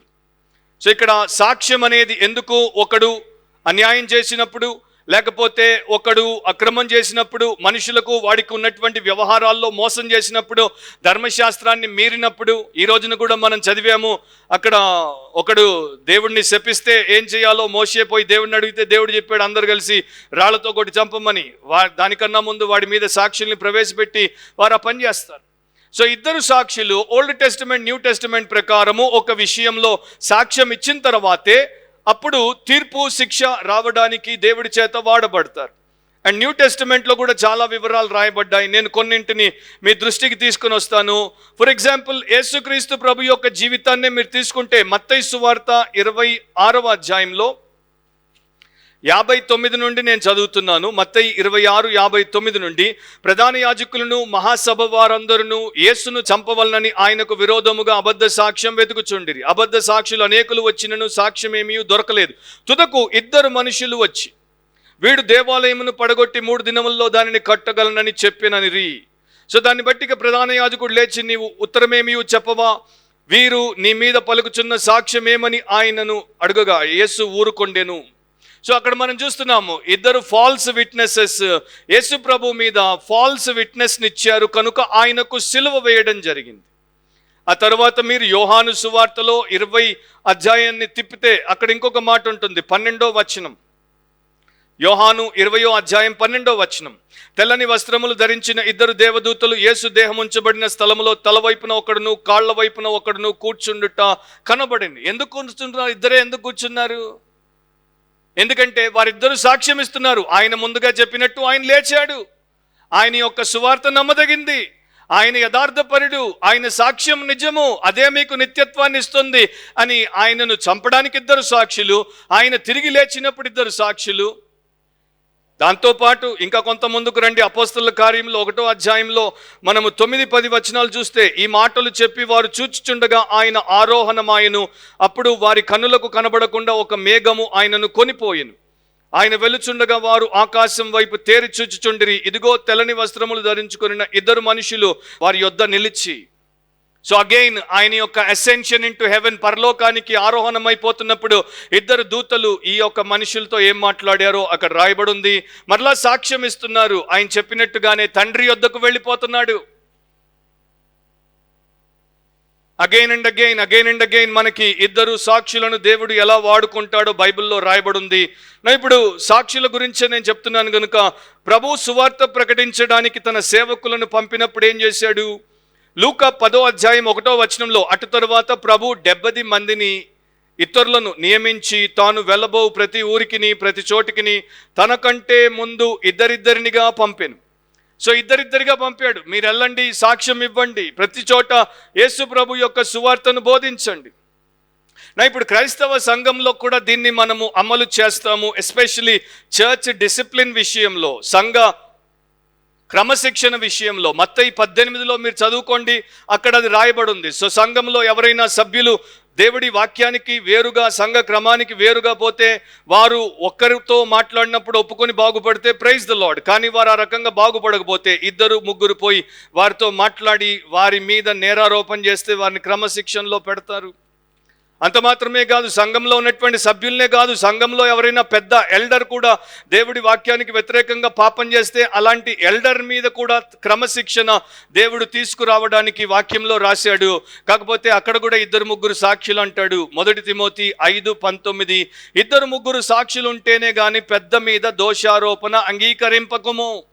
ఒక చర్చ్ ఎల్డర్ మీద 2 లేక 3 యథార్థపరులు సాక్ష్యం ఇచ్చి ఇతడు నేరం చేశాడు, ఇతడు ఈ రకంగా వాక్యానికి విధంగా ప్రవర్తించాడు అని చెప్తే అది నిజమవుతే 2-3 సాక్ష్యాన్ని బట్టి దాన్ని తీసుకోవచ్చు, అంగీకరించవచ్చు. అది లేకుండా అంగీకరించొద్దు అని అంటున్నాడు. సో 2 సాక్షులు చాలా కీలకమైనటువంటి పాత్రను పోషిస్తారు. దేవుడి వాక్యానికి వారు యథార్థంగా న్యాయం చేసినటువంటి వారు. ఇక్కడ దేవుడి గొప్పతనం ఏంటంటే, తనకు సాక్ష్యము లేకుండా దేవుడు ఎవరిని ఎన్నడూ శిక్షించలేదు. That is the greatness of our God.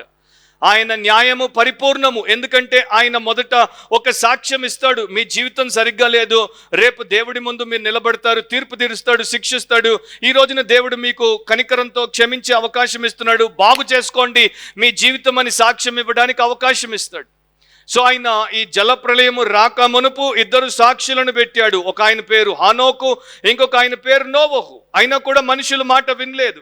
తర్వాత ఇశ్రాయేలు మీదికి ఆత్మీయ అంధకారం వచ్చినప్పుడు మరలా దేవుడు 2 సాక్షుల్ని పెట్టాడు. ఒక ఆయన పేరు ఏలియా, ఇంకొక ఆయన పేరు ఎలీషా. అయినా కూడా వారు మారలేదు. ఆ తర్వాత యేసు ప్రభు లోకంలోనికి రాకమునుపు ఇంకొక పెద్ద సాక్షిని పంపాడు. ఆయన పేరు బాప్తిస్మం ఇచ్చి యోహాను. అయినా కూడా మనుషుల్లో చాలా మంది మారలేదు. ఇప్పుడిక ప్రపంచానికి చరమగీతం పాడే ముందు చివర్లో ఇక last and final judgement, punishment రాకమునుపు ఏం చేస్తున్నాడంటే 2 సాక్షులను ఆయన భూమి మీద ఆ కొంతకాలము, ఆ 3.5 years మరలా ప్రవేశపెడుతున్నాడు. సో సాక్షులు అనేది మన దేవుడికి చాలా ప్రియమైనది. నేను ఆయన సంబంధిని అంటే నీవు ఆయన సాక్షిగా ఉండకుండా ఆయన సంబంధిగా ఉండలేవు. ఒకటి నా ప్రియ క్రైస్తవ సహోదరుడా తెలుసుకో, నీవు 30 ఏళ్ళు క్రిస్టియన్గా ఉండి ఒక్కరికి కూడా క్రైస్ట్ గురించి చెప్పలేదంటే నువ్వు అసలు ఫస్టే క్రిస్టియన్ కాదు. You were never a Christian. ఇక నాకు మీ యొక్క సాకులు, కారణాలు, మీ యొక్క సమర్థనలు చాలా మీరు చెప్తారు, కానీ బైబిల్ ఎదుట అవేవి నిలబడవు. ఎందుకంటే మీ మాట నేను లెక్క చేయను, దేవుడి మాటే లెక్క చేస్తాను. ఆయన స్పష్టంగా చెప్పాడు, క్రీస్తునందున్న వారందరూ క్రీస్తు యేసు యొక్క సాక్షులు. ఆయన స్పష్టంగా చూపించాడు, పిరికి పంద లాంటి పేతుర్ని, 3 చిన్న అమ్మాయిలు ఎదుట యేసు ఎవడో నాకు తెలియదని బొంకిన పేతుర్ని తీసుకుని వచ్చి పెంతెకోస్తు దినాన్ని నింపి పరిశుద్ధాత్మతో నింపి నిలబెడితే 3000 మంది అతని ప్రసంగం ద్వారా మార్పు పొందారు. సో దేవుడి మాట ఎక్కడ, నీ మాట ఎక్కడ, నీ సాకు, నీ సమర్థన, నీ కారణం ఎక్కడ? అండ్ నేనే నీ ఎదుట ఒక లివింగ్ ఎగ్జాంపుల్. ఒక్కరితో మాట్లాడడం నాకు వచ్చేది కాదు. ఇప్పుడు 30 దేశాల పైన తిప్పి ఎన్నో జాతుల మధ్యలో వాక్య పరిచర్య చేయించాడు, ఇంకా చేయిస్తూనే ఉన్నాడు. కనుక దేవుడి మాటే నిజం, ప్రతి అబద్ధికుడి మాట అబద్ధం.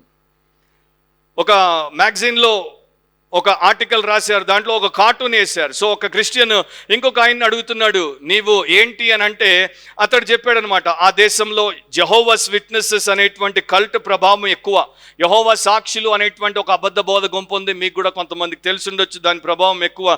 సో ఇతడు ఏం చెప్పాడంటే, I'm a Jehovah's bystander అన్నాడు. I'm a Jehovah's bystander, I'm not a Jehovah's witnesses.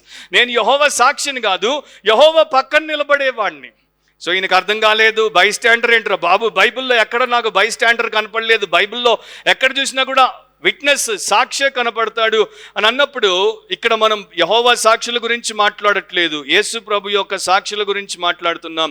So ఆ కామిక్లో ఆ యొక్క ఆర్టికల్ రాసినటువంటి ఆయన ఏమని రాస్తాడంటే, ఈ రోజున చాలామంది చర్చ్ నిండా జెహోవాస్ లేక జీససస్ బై స్టాండర్లు ఉన్నారు, జీససస్ విట్నెసెస్ లేరు అని చెప్పి ఆయన అంటాడు. జెహోవాస్ విట్నెసెస్ అంటే ఒక స్పిరిచువల్ కల్ట్, కానీ జీససస్ బై స్టాండర్స్ ఒక స్పిరిచువల్ కండిషన్ అంటాడు. అర్థమైంది కదా, అదొక ఆత్మీయ రుగ్మత.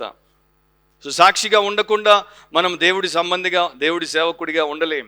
సో ఈ సాక్షుల గురించి కూడా ఏం వివరాలు ఇవ్వబడ్డాయో వాటిని బ్రీఫ్గా మనం చూసుకుంటూ పోదాం. చాలామంది వారి యొక్క గుర్తింపు, అంటే వారు ఎవరు అన్నది ఐడెంటిఫై చేయడానికి చాలా చాలా కష్టపడ్డారు అండ్ రకరకాల ఊహాగానాలు చేశారు. దాంతోపాటు ఎంతో గజిబిజిని, తికమకను పెట్టారు. అవన్నీ కాకుండా నేను జస్ట్ బ్రీఫింగ్ని మీకు ఇస్తాను. దీన్ని రకరకాలుగా మనుషులు తీసుకున్నారు. కొంతమంది ఇది పాత నిబంధన, కొత్త నిబంధన అన్నారు. 2 సాక్షులు, ఒకటి పాత నిబంధన, ఒకటి కొత్త నిబంధన. మరికొంతమంది ఇది ధర్మశాస్త్రము అండ్ కృప, లా అండ్ గ్రేస్ అన్నారు. ఇంకొంతమంది ఇది లూథర్ అండ్ క్యాల్విన్ అన్నారు, రిఫార్మర్స్ని, వారి ద్వారా దేవుడు చేసినటువంటి గొప్ప కార్యాలకు ఇది సాదృశ్యంగా ఉందని కొంతమంది చెప్పారు. మిగతా వారు ఇది ఇజ్రాయెల్ అండ్ చర్చ్. సో ఈ రకంగా చాలా చాలా రాశారు. అండ్ దాంట్లోనికి మనం వెళ్లకుండా ఇక్కడ డైరెక్ట్గా చూస్తే, ఇక్కడ 2 వ్యక్తుల గురించి దేవుడు మాట్లాడుతున్నాడు. వారిద్దరిలో జీవం ఉంది, వారిద్దరూ సాక్షులు అంటే మాట్లాడగలరు, వారిద్దరూ దేవుడి పక్షాన నిలబడి ఆలోచించగలరు. ఎవరు అరాచకత్వం చేస్తున్నారో, ఎవరు దేవుడి ఎదుట అణిగిమణిగి ఉన్నారో వారు వివేచించగలరు. అంటే వారికి జ్ఞానం ఉంది, వారికి బుద్ధి ఉంది, వారికి దేవుడు తెలుసు, వాక్యం తెలుసు, సాక్ష్యం ఎలా ఇవ్వాలో, ప్రవచనం ఎలా చెప్పాలో, అండ్ ఎవరి సంగతి ఏ రకంగా చూడాలో అన్ని వారికి తెలుసు. వారు ద్వేషించబడతారు, వారు చంపబడతారు. సో ఇది ఒక సింబలిజం కాదు, అంటే ఇది ఏదో రూపకం కాదు. రూపకానికి ఇవన్నీ మనం చేయలేము. వ్యక్తులకి, ప్రాణం ఉన్న వ్యక్తులకే ఈ రకంగా మనం చేయగలం. కనుక దీస్ ఆర్ 2 ఇండివిజువల్స్, 2 వ్యక్తులు, నిజమైన సాక్షులు. కాకపోతే వారెవరు అది ప్రశ్న. సో వీడి గురించి కూడా ఏలియా మోషే అని కొందరు, ఏలియా హానోకు అని కొందరు, ఏలియా బాప్తిస్మం ఇచ్చి యోహాన్ అని కొందరు, ఏలియా ఈ యొక్క అపోస్తులైనటువంటి యోహాన్ అని కొందరు, 2 తెలియని భవిష్యత్తులో దేవుడి చేత పంపబడే సాక్షులు అని మరికొందరు. అఫ్ కోర్స్ ఇంకా లిస్ట్ అక్కడికి ఎండ్ అయిపోలేదు. పీటర్ అండ్ పాల్ అని కూడా అన్నారు, ఇంకా రకరకాలుగా అన్నారు. ఇక అవంతా మనకు అవసరం లేదు. కాకపోతే 3 మోస్ట్ వయబుల్ వ్యూస్, 3 సాధ్యమయ్యేటువంటి దృష్టికోణాలు. మొట్టమొదటిది మోషే అండ్ ఏలియా అయి ఉండొచ్చు. ఎందుకు ఏలియా మరి దేవుడి చేత ఎత్తబడ్డాడు, మరణం చూడకుండా ఎత్తబడ్డాడు. మోషే మరణం గురించి కూడా బైబిల్లో మరి అందరి మరణాల గురించి ఒక రకంగా రాయబడి ఉంటే, మోషే మరణం గురించి బైబిల్ కొంత ఎక్సెప్షనల్గా రాస్తుంది. ద్వితీయోపదేశ కాండం 34:5-6 మీరు రాసుకున్న తర్వాత చదువుకోండి. అక్కడ అతడు చనిపోయాడని ఉంటుంది, కానీ ఎక్కడ పాతి పెట్టబడ్డాడో ఎవరికి తెలియదు అని ఉంటుంది. యూదా పత్రిక 9వ వచనంలో ఒకే అధ్యాయం ఉంటుంది. మోషే దేహము గురించి సాతానుకు దేవుని ప్రధాన దూత అయిన మిఖాయేలుకు మధ్యలో యుద్ధం జరిగింది. అతని దేహం గురించి యుద్ధం ఎందుకు జరిగింది? సో ఇక్కడ ఏదో సమ్ కైండ్ ఆఫ్ విచిత్రం ఉంది, అది దేవుడు మనకు బయలుపరచడానికి ఇష్టపడలేదు. కనుక మోషే అండ్ ఏలియా ఇక్కడ ఉన్నటువంటి విషయానికి ఫిట్ అవుతారు. అండ్ మలాకి గ్రంథంలో 4వ అధ్యాయంలో, అది పాత నిబంధన చివరి గ్రంథము, దాంట్లో చివరి 2 వచనాల్లో ఏలియా తిరిగి వస్తాడని రాయబడి ఉంది. యెహోవా నియమించిన భయంకరమైన ఆ మహాదినము రాకమునుపు నేను ప్రవక్తయగు ఏలియాను మీ వద్దకు పంపుదును. నేను వచ్చి దేశమును శపింపకుండానట్లు అతడు తండ్రుల హృదయములను పిల్లల తట్టును, పిల్లల హృదయములను తండ్రుల తట్టును త్రిప్పును. సో ఏలియా వస్తాడు, మహాదినం కన్నా ముందు ఆయన వస్తాడు అని దేవుడు చెప్పాడు, కనుక ఆయన రావాలి. ఇంకొక కారణం ఏంటంటే మత్తయి సువార్తలో, మార్కు సువార్తలో, లూకా సువార్తలో ఈ కొండ మీద యేసుప్రభు రూపాంతరం చెందినప్పుడు ముగ్గురిని వెంట పెట్టుకొని పోతాడు చూడండి. అక్కడ ఆయనకి 2 ప్రత్యక్షమయ్యారు. ఒక ఆయనేమో మోషే, ఇంకొక ఆయనేమో ఏలియా. అండ్ వారిద్దరూ ప్రత్యక్షమైనప్పుడు ఆయన నిర్గమాన్ని గురించి మాట్లాడతారు, ఆయన లోకం నుండి ఎలా వెళ్ళిపోవడమో దాని గురించి మాట్లాడతారు. అంత మాత్రమే కాకుండా ఆయన తిరిగి వచ్చేటువంటి విషయానికి కూడా వారికి సంబంధం ఉంది కనుక దాన్ని బట్టి వీరిద్దరూ మోషే అండ్ ఏలియాలు అయి ఉండొచ్చు. అండ్ ఇక్కడ నేను చదివినప్పుడు వారు చేసేటువంటి అసాధారణమైనటువంటి కార్యములు, ఆ అసాధారణమైనటువంటి కార్యములు ఏంటంటే వారి నోట్లో నుండి అగ్ని బయలుదేరి శత్రువులను దహించేస్తుంది.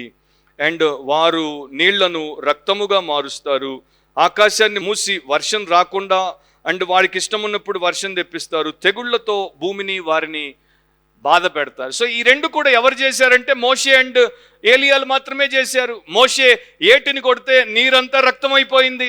మోషే తెగులు వెంబడి తెగులు తీసుకుని వచ్చి ఐగుప్తీయులను బాధ పెట్టాడు. అండ్ ఏలియా ప్రార్థన చేస్తే 3.5 సంవత్సరాలు ఆకాశం మూసి వర్షం లేదు, మరలా ప్రార్థన చేస్తే వర్షం పడింది. అండ్ ఏలియా దగ్గరికి ఆహాజు 50 మందిని అధిపతితో పంపితే ఏలియా కోపం వచ్చి ఆకాశం నుండి అగ్ని రమ్మనగానే అగ్ని వచ్చింది, వాళ్ళందరినీ కూడా కాల్చేసింది. సో మొదటి 50 పోయారు, రెండో 50 పోయాడు, మూడో 50 మోకాళ్ళ ముందబడి నన్ను క్షమించు, నన్ను కాల్చొద్దు అంటే వాడిని విడిచిపెట్టాడు. సో ఈ లక్షణాలు వీళ్ళిద్దరికీ సూట్ అవుతున్నాయి కనుక వీళ్ళిద్దరు అయి ఉండాలి అన్నది చాలామంది యొక్క అభిప్రాయం. ఇశ్రాయేలు యొక్క శారీరక బానిసత్వం నుండి మోషే వారిని బయటికి తీసుకుని వచ్చాడు. ఇశ్రాయేలు యొక్క ఆత్మీయ బానిసత్వం నుండి ఏలియా వారిని బయటికి తీసుకుని వచ్చాడు. కనుక ఇక నిజమైన నిత్య బానిసత్వం నుండి మానవాళిని బయటికి తీసుకురావడానికి అవసరమైన 2 సాక్షులు వీరే అయి ఉంటారు అన్నది అభిప్రాయం. ఎక్కువ మంది దీనికి అభిప్రాయపడతారు. సెకండ్, ఏలియా అండ్ హానోకు. వీళ్ళిద్దరిని ఎందుకు అని అంటే హెబ్రీ పత్రిక 9:27లో ఒక మాట ఉంది, మనుషులు ఒక్కసారే మృతి పొందవలనని నియమింపబడిను, అటు తరువాత తీర్పు జరుగును. సో బైబిల్లో చనిపోని వారిద్దరే. ఒక ఆయన హానోకు చనిపోకుండా పరలోకానికి దేవుడు వెంట పెట్టుకుని పోయాడు. రెండో ఆయన ఏలియా చనిపోకుండా అగ్ని రథములతో పరలోకానికి వెళ్ళిపోయాడు. కనుక చాలామంది ఏమనుకుంటారంటే వీళ్ళిద్దరు చనిపోకుండా పరలోకానికి పోయారు కనుక వీరు తప్పకుండా వాక్యానికి లొంగాలి, కనుక ఈ సమయంలో వీళ్ళిద్దరు తిరిగి వస్తారు, అప్పుడు చంపబడతారు, తర్వాత పరలోకానికి వెళ్ళిపోతారు, దేవుడి వాక్యం కూడా ఖచ్చితంగా నెరవేరినట్టు, ఎవరు వాక్యాన్ని తప్పుపట్టకుండా ఉంటుంది. Praise the Lord. నా ఇప్పుడు ప్రశ్న ఏంటంటే చనిపోకుండా పరలోకానికి పోయిన వారు లేరా? ర్యాప్చర్లో పోయే వాళ్ళందరూ ఏంటి? ర్యాప్చర్లో చనిపోకుండానే కదా పరలోకానికి పోయేది. నువ్వు రేపు చనిపోకుండా యేసుప్రభు మధ్యాకాశంలోనికి వస్తే నువ్వు ఆయనకి ఎత్తబడితే నువ్వు ఎక్కడ చచ్చిపోతున్నావు అంటే చనిపోకుండా పరలోకానికి పోవడానికి అవకాశం ఉంది. అండ్ లాజరు చనిపోయాడు, అతన్ని యేసు లేపాడు, మరలా చనిపోయాడు, 2 సార్లు చనిపోయాడు కదా. నయీను కుమారుడు 2 సార్లు చనిపోయాడు కదా. యాయిరు కుమార్తె 2 సార్లు చనిపోయింది కదా. అంటే మనుషులు ఒక్కసారే మృతి పొందాలి కదా, మరి 2 సార్లు ఎందుకు చచ్చిపోయారు?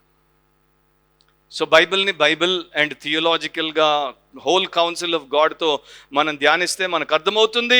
సో జస్ట్ ఇది ఒకటే అనమాట. హానోకు చనిపోలేదు, ఏలియా చనిపోలేదు. మనుషులు ఒక్కసారి చనిపోవాలి, చనిపోతేనే దేవుడి చిత్తం నెరవేరుతుంది కనుక వీళ్ళిద్దరు చనిపోవాలి కనుక వీళ్ళిద్దరిని కావాలని వాళ్ళిద్దరిని తీసుకుని వచ్చి చంపేస్తున్నారు. కానీ అక్కడ దాని ప్రకారము మనకి అవకాశం లేదు. So death is not the issue here. 2 future profits, 2 భవిష్యత్తులో దేవుడి చేత ఎంపిక చేసి పంపబడేటువంటి ప్రవక్తలు. అందుకనే భక్తుడైనటువంటి యోహాను వారి పేర్లు రాయలేదు. దట్స్ అ వ్యాలిడ్ పాయింట్ కదా. ఈజీగా రాసేసి ఉండాల్సింది కదా. మోషే ఏలియాలు వస్తారు. అరే కొండ మీద యేసు ప్రభువుని ఎవరు ఎదుర్కొన్నారు? 3 సువార్తికులు రాశారు. మత్తయి రాశాడు, మార్క్ రాశాడు, లూకా రాశాడు. మోషే ఏలియాలు వచ్చారు.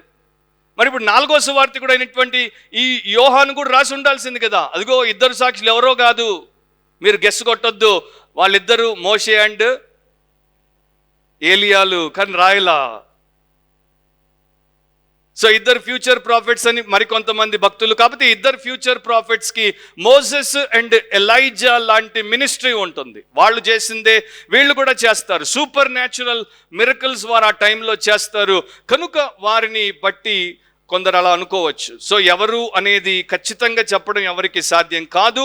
మోస్ట్ ప్రాబబ్లీ ఇద్దరు ఫ్యూచర్ ప్రాఫిట్స్ అయి ఉండొచ్చు, లేకపోతే మోషే ఆర్ ఎలైజాని అయి ఉండొచ్చు. అది దేవుడు నిర్ణయిస్తాడు. ఇక వీళ్ళిద్దరి వేషాన్ని చూడండి, వ్యక్తిత్వం ఏంటో మనం చూసాం. వీళ్ళ వేషం ఏంటి? వీళ్ళు గోనబట్ట కట్టుకుంటారంట.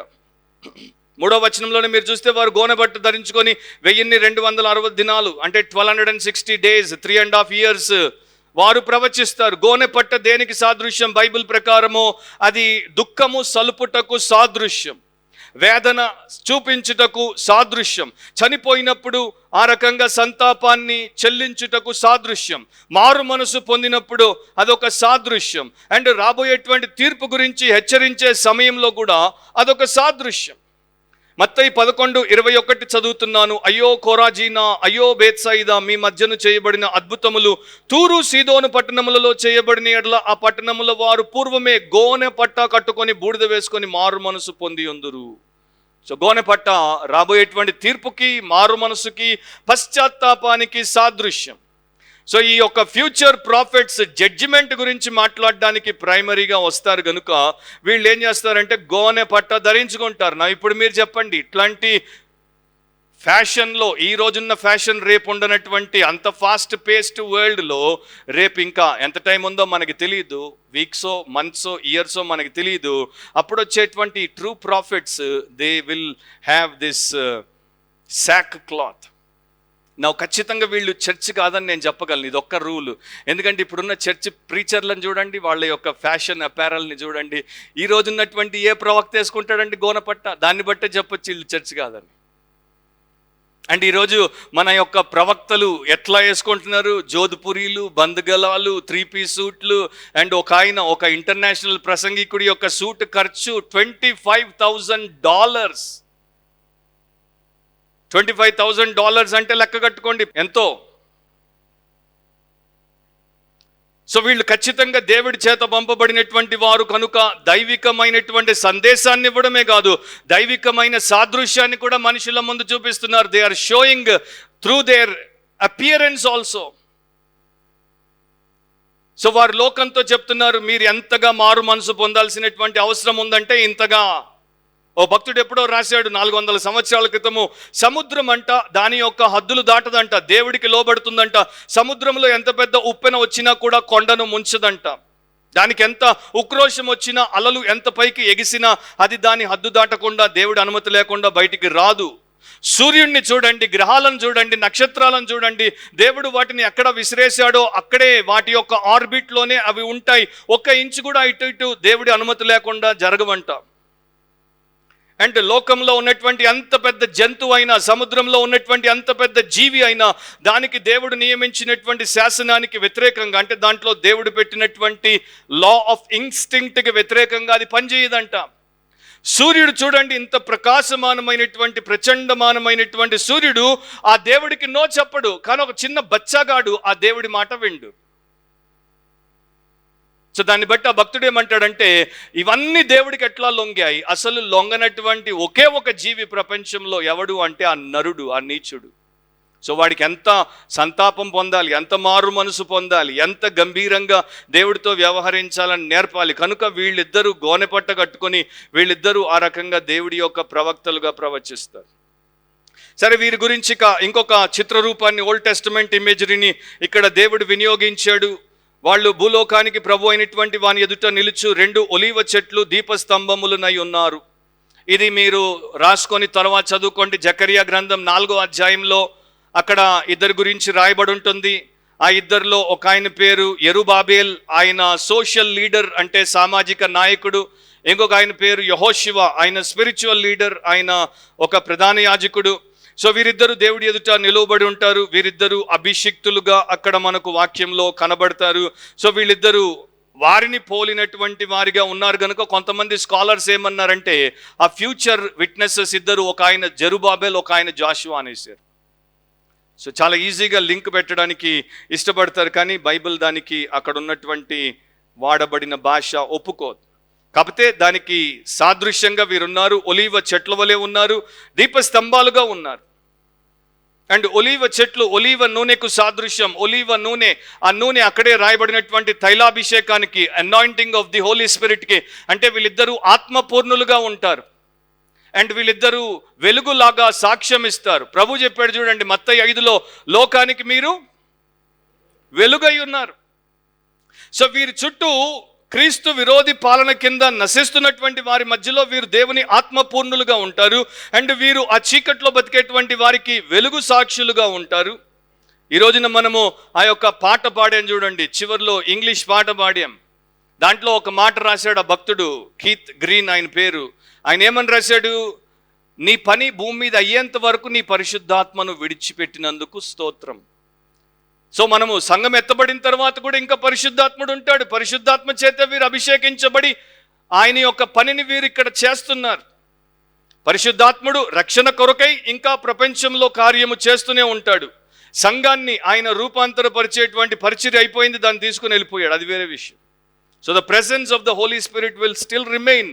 The person of the Holy Spirit, yes, people say he cannot be and some say he could be. Okay, ఇక వారు ప్రవక్తలు ప్రవచిస్తారు. ఏం ప్రవచిస్తారు? ఓల్డ్ టెస్టిమెంట్ ప్రాఫిట్స్ ఏం ప్రవచించారు? మీరు ఓల్డ్ టెస్టిమెంట్ని జ్ఞాపకం చేసుకుంటే మోషే ఏం ప్రవచించాడు, లేకపోతే ఈ యొక్క ఏలియా ఏం ప్రవచించాడు, పాత నిబంధన వారందరూ కూడా ఏం ప్రవచిస్తారు? ఓ ప్రజలారా, దేవుడికి వ్యతిరేకంగా పాపులారా, దేవుడి వైపు తిరగండి, దేవుడి మాట వినండి. ఇదే కదా వారి యొక్క కంటిన్యూస్ మెసేజ్. సో ఇక్కడ కూడా వీరి యొక్క ప్రవచనం ఏంటంటే, పాపమును వీడండి, ప్రభు వైపు తిరగండి, రక్షణ పొందండి, లేకపోతే శిక్షకు అండ్ తీర్పుకి గురవుతారు. సో వీరు ఆ విషయంలో మాత్రం ఎక్కడ తక్కువ చేయకుండా, మొహమాటానికి వెళ్లకుండా చాలా అద్భుతంగా వారు సాక్ష్యం ఇచ్చారు. మనకెట్లా తెలుసు? వీళ్ళు ఇచ్చిన సాక్ష్యం చాలామందికి కోపం తెప్పించింది. వీళ్ళు ఇచ్చిన సాక్ష్యం చాలామందికి కోపం తెప్పించింది. ఎందుకంటే ఇప్పుడు మీరు డైరెక్ట్గా నువ్వు పాపివి అంటే కోపం ఎవరికి రాదు చెప్పండి? నేను పరిశుద్ధ పరిశుద్ధ పరిశుద్ధ అనుకునేటువంటి వారికి. సో వీరి మీద చాలా రకాలైనటువంటి తీర్పులు కాసేపట్లో మనం చూస్తాం. రావడానికి గల కారణం ఏంటంటే వీరిచ్చినటువంటి టెస్టిమనీ, వీరిచ్చినటువంటి ప్రవచనం. కాకపోతే అదే ప్రకారం వీరు కొందరిని రక్షణలోనికి నడిపించగలిగారు. అది ఎలా ఉంటుందంటే, యూదా పత్రికలో మాట ఉంటుంది, అగ్నిలో నుండి లాగినట్టు వారిని మీరు లాగండి. సో వీరు ట్రూత్ని చెప్పారు గనుక, రియల్ గాస్పల్ని చెప్పారు గనుక, మారు మనసు పొందినటువంటి వారు నిత్య అగ్ని నుండి బయటపడడానికి అవకాశం లభించింది. న్యూయార్క్ నగరంలో ఫైర్ డిపార్ట్మెంట్ వారు ఒక వింతైనటువంటి ప్రదర్శన చేశారు. ప్రపంచంలో ఇంకెవరైనా అట్లా చేశారో లేదో నేను చదివిన చరిత్రలో నాకు తెలియదు. ఇదొకటే ఒక దఫా, ఇదొకటే ఒక టైం వాళ్ళు అట్లా చేశారు. ఏం చేశారంటే, 12,000 మందిని వారు వ్యాన్లలో ఒకదాని తర్వాత ఒక వ్యాన్, ఆ వ్యాన్ల నిండా ఈ 12,000 మందిని కూర్చోబెట్టి న్యూయార్క్ నగరంలో పరేడ్ చేయించారు. దాని వెనకాల న్యూయార్క్ ఫైర్ సర్వీస్ పర్సనల్ వచ్చారు, వారికి వచ్చినటువంటి మెడల్స్తో. అండ్ ఈ యొక్క వ్యాన్స్ అన్నిటి మీద ఏమని రాశారో తెలుసా? న్యూయార్క్లోని బర్నింగ్ బిల్డింగ్స్లో వీరు నాశనం అవ్వకుండా వీరిని మా ఫైర్ సర్వీస్ పీపుల్ రక్షించారు. సో వీళ్ళందరూ దాంట్లో మొదటి వ్యాన్లో న్యూయార్క్లో ఒక కోర్టులో జడ్జిగా పనిచేసిన ఆయన ఉన్నాడు. చివరి వ్యాన్లో న్యూయార్క్ యొక్క ఒక డౌన్ టౌన్ అంటారు, డౌన్ టౌన్ అంటే అందరూ రౌడీ మూకలు ఉండే కాలనీ, అక్కడ ఉన్నటువంటి ఒక రౌడీ పిల్లవాడు. సో ఈ 12,000 మందిని న్యూయార్క్ ఫైర్ సర్వీస్ వారు బిల్డింగుల్లో కాలిపోతుంటే రక్షించారు. అది నాకు చదివినప్పుడు ఎంత అనిపించింది అంటే, అబ్బో, ఈ కాసేపు దేహం కాలి ప్రాణం పోయే దాంట్లోనే వీరు ఇంత గొప్పగా చేసి ఇంత ఘనంగా వీరి పరేడ్ చేసుకుంటే, రేపు ప్రభు ఒక్క ఆత్మను నేను లైఫ్ టైంలో నరకాగ్ని నుండి రక్షించి ప్రభు పాదాల దగ్గర పెడితే నాకు ఎంత ధన్యత ఉంటుంది అని నాకు అనిపించింది. సో వీళ్ళు చేసినటువంటి పరిచర్యకు అలాంటి గొప్ప ప్రతిఫలం వస్తుంది. But at the same time వారికి వ్యతిరేకంగా ప్రతి ఘటన ఉంటుంది. 5-6 వచనాలు మీరు చూస్తే, ఎవడైనను వారికి హాని చేయను ఉద్దేశించిన యెడల వారి నోట నుండి అగ్ని బయలు వెడలి వారి శత్రువులను దహించి వేయును గనుక ఎవడైనను వారికి హాని చేయను ఉద్దేశించిన యెడల అలాగున వాడు చంపబడవలెను. దేవుడు నియమించాడు, వారికి తప్పకుండా హాని చేసేవారు ఉంటారు, దూషించేవారు ఉంటారు. కనుక ఏ నోటి నుండి అయితే శుభవార్త వారికి వినబడిందో దాన్ని వారు కాదన్నప్పుడు అదే నోట్లో నుండి అగ్ని వచ్చి వారిని దహించి వేయుట, యాక్చువల్గా తినేయడం అన్నమాట. నేను ఇప్పుడు ఇక్కడ నా దగ్గర చేతిలో కాగితం లేదు, కాగితానికి నిప్పు పెడితే అగ్ని దాన్ని ఎట్లా దహిస్తుందో తినేస్తుందో అట్లా వారి నోట్లో నుండి అని ఊస్తే మీరు సినిమాల్లో చూసే ఉంటారు. Fire blowing profits. ఇప్పుడు అందరూ గాలి ఊపుతున్నారు, పడరా. ఈ ఫేక్ ప్రాఫిట్స్ అంతా గాలి ఊపుతున్నారు. కానీ వీళ్ళు ఫైర్ ప్రాఫిట్స్. అండ్ వాళ్ళ నోట్లో నుండి నిజంగానే అగ్ని వస్తుంది, వాళ్ళకి రెసిస్ట్ చేసిన వారిని కాల్ చేస్తుంది. సో నా ప్రియ సహోదరి సహోదరులారా, వీళ్ళకి మనకి ఉన్నటువంటి ఒక తేడా ఏంటో తెలుసా? వీళ్ళు జడ్జిమెంట్ ప్రాఫిట్లు కనుక వీళ్ళకి జడ్జిమెంట్ పవర్ ఉంది. మనము ఈ రోజున విట్నెసెస్గా ఉన్నాం, యేసు యొక్క మీక్ ల్యాంబ్ యొక్క విట్నెసెస్గా ఉన్నాం. అంటే ఆ సాధు అయినటువంటి గొర్రెపిల్ల వంటి సాత్వికుడైన యేసు సాక్షులముగా ఉన్నాం. కనుక మనం ఎవరి మీద, యేసు ప్రభు తన సంఘాన్ని స్థాపించక మునుపు ఇద్దరు అన్నారు, ప్రభువా ఈ ఊరోళ్ళు నిన్ను నమ్మట్లేదు, నిన్ను కాదంటున్నారు, పైనుండి ఏం పిలవాలి? అగ్ని కురిపిద్దామా అంటే వాళ్ళిద్దరికి ఒక పేరు పెట్టాడు, బోయే నెర్గస్ అని. సో అది కాదు. అండ్ సో ఇది before the church was established called in to existence, యోహాను యాకోబుల్ లాంటిది కాదు. చర్చ్ ర్యాప్చర్ అయిన తర్వాత వచ్చేటువంటి 2 ఫ్యూచర్ ప్రాఫిట్స్ వంటిది కాదు. మనం ఎలాంటి వారం అంటే ఒక చెంప కొడితే ఇంకో చెంప చూపించడం. అండ్ పౌలుని వారు చంపుతుంటే ఆయన చంపబడ్డాడు. స్టెఫనును వాళ్ళు రాళ్ళతో కొట్టి చంపుతుంటే ఆయన మోకరిల్లి, తండ్రి వీరేం చేయించున్నారు, వీరు ఎరుగరు కనుక వీరిని క్షమించమని ప్రార్థన చేశాడు. కనుకనే నేను అంటున్నాను, చర్చ్కి దీన్ని మీరు కలపలేరు. ఎందుకంటే చర్చ్లో ఈ లక్షణం ఉండదు. ఓల్డ్ టెస్టిమెంట్ లక్షణం ఇది. ఇప్పుడే చదివారు అక్కడ మీరు, పంటికి పన్ను, కంటికి కన్ను, కాలుకు కాలు, చెయ్యికి చెయ్యి, చావుకు చావు. అది ఓల్డ్ టెస్టిమెంట్. సో వీళ్ళిద్దరూ ఓల్డ్ టెస్టిమెంట్ ప్రొఫెటిక్ మినిస్ట్రీని ఇక్కడ చేస్తున్నారు. కనుకనే నీళ్లు తాగడానికి వాళ్ళు పోతే, ఏయ్ జీవ జలం ఇస్తానంటే వద్దంటున్నావు, ఈ నీళ్లు కావదరా నీకు, ఈ నీళ్లు కూడా నా దేవుడే సృష్టించాడు, రక్తమగు గాక అంటే ఆడికి నీళ్లు కూడా ఉండదు. ఇక ఎక్కడికి పోతారు చెప్పండి? ప్రపంచంలో ఈ super technology, nuclear and all chemical warfare పెట్టుకున్నా కూడా ఏం చేయలేరు. సో ఇలా వీరిని దేవుడు అనుమతించినంత కాలం వీరు చేసుకుంటూ పోతారు. అన్ని రకాల బాధలు ఆ యొక్క దుర్మార్గులను వీరు గురి చేస్తారు. తర్వాత 3.5 సంవత్సరాలు వీరు నమ్మకంగా సేవ చేసి వీరి యొక్క ప్రభు పనిని ముగించినప్పుడు అప్పుడేం జరుగుతుందో మనం ఇక్కడ చూస్తాము. అప్పుడేం జరుగుతుందంటే 9వ వచనంలో ఆర్ 7వ వచనంలో, వారు సాక్ష్యము చెప్పుట ముగింపగానే అగాధములో నుండి వచ్చి క్రూర మృగం. ఫస్ట్ టైం ఇక్కడ క్రూర మృగం బైబిల్లో ప్రవేశపెట్టబడింది. బీస్ట్. ఆ బీస్ట్ 13వ అధ్యాయంలో మనకు కనబడేటువంటి యాంటీ క్రైస్ట్, క్రీస్తు విరోధి. వారితో యుద్ధం చేసి జయించి వారిని చంపును. ఎక్కడి నుండి వస్తుంది? అగాధం నుండి వస్తుంది. మీకు ఫ్యూ లెసన్స్ బ్యాక్ గుర్తు ఉండాలి. 9వ అధ్యాయంలో అగాధం నుండి ఎవరు బయటకు వచ్చారో? దయ్యాలు బయటకు వచ్చాయి. దయ్యాల నివాస స్థలము నుండి క్రూర మృగము యాంటీ క్రైస్ట్ బయటికి వస్తాడు. వచ్చిన తర్వాత అతడు వీరితో యుద్ధం చేస్తాడు, వీరిని జయిస్తాడు, వీరిని చంపుతాడు. అంటే అది దేవుడి యొక్క ప్రణాళిక చొప్పున. దేవుడు వీరికి ప్రకటించేంత వరకు అండ్ ఈ యొక్క అద్భుత కార్యాలు చేసేంత వరకు అధికారాన్ని, శక్తిని ఇచ్చాడు. కానీ బీస్ట్కి వ్యతిరేకంగా వీరు చంపబడాలన్న దేవుడి ఉద్దేశం కనుక బీస్ట్ వీరితో యుద్ధం చేసినప్పుడు వీరు జయించబడి చంపబడుటకు దేవుడు అనుమతినిచ్చాడు. దానికి కూడా ఒక కారణం ఉంది. సో వారు చంపబడ్డారు.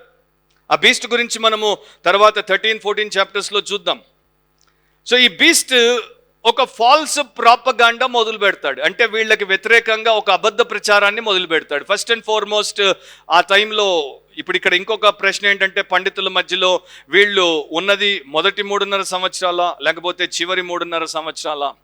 అంటే వీళ్ళని మొదటి 3.5 సంవత్సరాల తర్వాత చంపేస్తాడా, చివరి 3.5 సంవత్సరాల తర్వాత చంపేస్తాడా అన్నది ఇంకొక వాదం. దాంట్లోనికి ఇప్పుడు నేను పోవడానికి నాకు టైం సరిపోదు. సో నేను దాన్ని మీ యొక్క పర్సనల్ బైబిల్ స్టడీకి వదిలేస్తాను.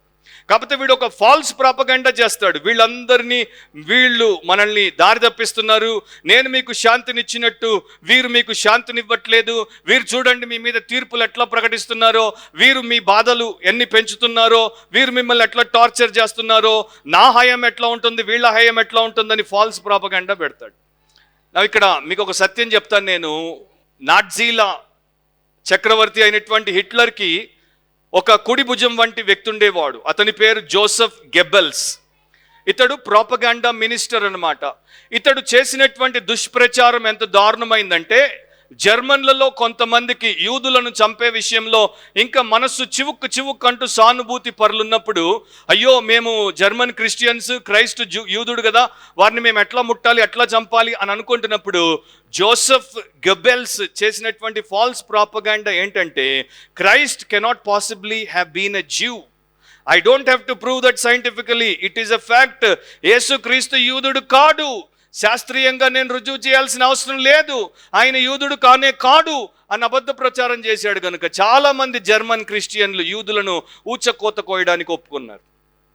సో వీడు కూడా, ఈ క్రీస్తు విరోధి కూడా వీళ్ళ విషయం అట్లాగే చేస్తాడు. కానీ ఇక్కడ గొప్పతనం ఏంటంటే, దేవుడు వారికి ఇచ్చిన పనిని వారు ముగించేంత వరకు వారి ప్రాణాన్ని ఎవరు ముట్టలేరు. Praise the Lord. సో నా ప్రియ సహోదరి సహోదరులారా, దేవుడు మనకు పెట్టినటువంటి సమయం కన్నా ముందు మనము చనిపోము. దేవుడు మనకి ఇచ్చినటువంటి పనిని ముగించకుండా మనం చనిపోము. అపోస్తులైనటువంటి పౌలు సాక్ష్యం ఏంటంటే, నా పరుగు కడముట్టించి తిని, నా విశ్వాసమును కాపాడుకుంటుని, ఇంకోటి కూడా అంటాడు, మంచి పోరాటము పోరాడి తిని. అంటే అంతా దేవుడు నాకు ఇచ్చిందంతా అయిపోయింది. జీసస్నే మీరు తీసుకోండి, సెలవులో ఆయన ఎప్పుడు ప్రాణం విడిచాడు? సమాప్తమైనది అన్న తర్వాత ప్రాణం విడిచాడు. సమాప్తం కాకుండా ప్రాణం విడవలేదు. సో ఒక సేవకుడు, ఒక సంఘ కాపరి, దేవుడు అతనికి ఇచ్చినటువంటి పరిచర్య ఏది ముగించకుండా చావడు. అతడు నిజంగా దేవుడి సేవకుడైతే అతడు లాస్ట్ మినిస్ట్రీ అయిన తర్వాత దేవుడు అతన్ని కమ్ హోమ్ అంటాడు, అంతవరకు స్టే దేర్ అంటాడు. సో ఆ రకంగా వీరు కూడా అక్కడే ఉన్నారు. సో వీరిని 3.5 సంవత్సరాలు సాతాను he was unable to silence them or to slay them. వారిని నోరు మోయించలేకపోయాడు, వారిని నిర్మూలన చేయలేకపోయాడు. ఒక భక్తుడు అంటాడు, their lives and labors were going together. వారి ప్రాణము, వారి పరిచర్య కలిసి ముందుకు సాగింది. అండ్ దేవుడు తన సమయంలో వారిని చంపబడినిచ్చాడు. ఎక్కడ చంపారు? 8లో తెలుగు బైబిల్లో, వారి శవములు ఆ మహాపట్టణము సంత వీధిలో పడి ఉండెను, వారికి ఉపమాన రూపముగా సొదోమ అనియు ఐగుప్తు అనియు పేరు, అచ్చట వారి ప్రభు కూడా సిలువ వేయబడెను. సో యెరూషలేముకి ఆ టైంలో ఎలాంటి పేర్లు పెడతారు? ఉపమాన రూపముగా అని తెలుగులో మీరు కింద చూస్తే ఆత్మ రూపముగా అని ఉంటుంది. బేసికలీ గ్రీక్ టెక్స్ట్ ఏమంటుందంటే, ఫిగరేటివ్గా కాదు, స్పిరిచువల్లీ స్పీకింగ్. సో ఐగుప్తు అనేది ఇశ్రాయేలీయులకు బాగా పరిచయమైనటువంటి దేశం, ప్రాంతం. వారిని బానిసలుగా ఊడిగం చేయించి కఠినాత్మకమైనటువంటి పరిశ్రమ వారితో చేయించింది. సో ఐగుప్తు అంటే వారు బిత్తరపోతారు అర్ధరాత్రి నిద్రలో లేచినా కూడా. అండ్ సొదోమ ఎంత విచ్చలవీడి అండ్ ఘోరమైనటువంటి పాపభూయిష్టమైన పట్టణమో వారికి తెలుసు. అక్కడ అగ్నిగంధకాలు కురిసినప్పుడు ఎలా లోతు కుటుంబం బయటపడిందో వారికి తెలుసు. సో యెరూషలేమును వీటితో పోల్చేసరికి ఏ సెన్సిటివ్ జ్యూ అయినా కూడా చాలా చాలా బాధపరచబడతాడు. అండ్ ఇక్కడ ఇంకొక మాట కూడా చెప్పారు, అచ్చట వారి ప్రభు కూడా సిలువ వేయబడెను. ఇక యేసు ప్రభు యొక్క సిలువను గురించినటువంటి లాస్ట్ రెఫరెన్స్ బైబిల్లో ఈ ప్రకటన గ్రంథం 11:8తో అయిపోతుంది. దీని తర్వాత ఇక క్రాస్ ఆఫ్ క్రైస్ట్ రెవల్యూషన్లో మనకు కనిపించదు. ఎందుకంటే ఇక క్రాస్ ఆఫ్ క్రైస్ట్తో పని ఉండదు. ఎందుకంటే ఇక అంతా కూడా జడ్జిమెంట్ ఆఫ్ క్రైస్ట్తోనే పని. సో దేవుడు ఇక విడ్రావల్ మొదలు పెడతాడు. అమెరికన్లు ఆఫ్ఘనిస్తాన్ నుండి వెళ్ళిపోయినట్టు వాళ్ళు సత్యనాశ చేసిపోయారు. కానీ దేవుడు సత్యనాశయుడు, ఆయన రక్షించాల్సిన వారిని అందరినీ రక్షించిన తర్వాతే ఆయన క్రాస్ ఆఫ్ క్రైస్ట్ని, దాని మెసేజ్ని ఇక స్లోగా విత్డ్రా చేసుకోవడం మొదలు పెడతాడు.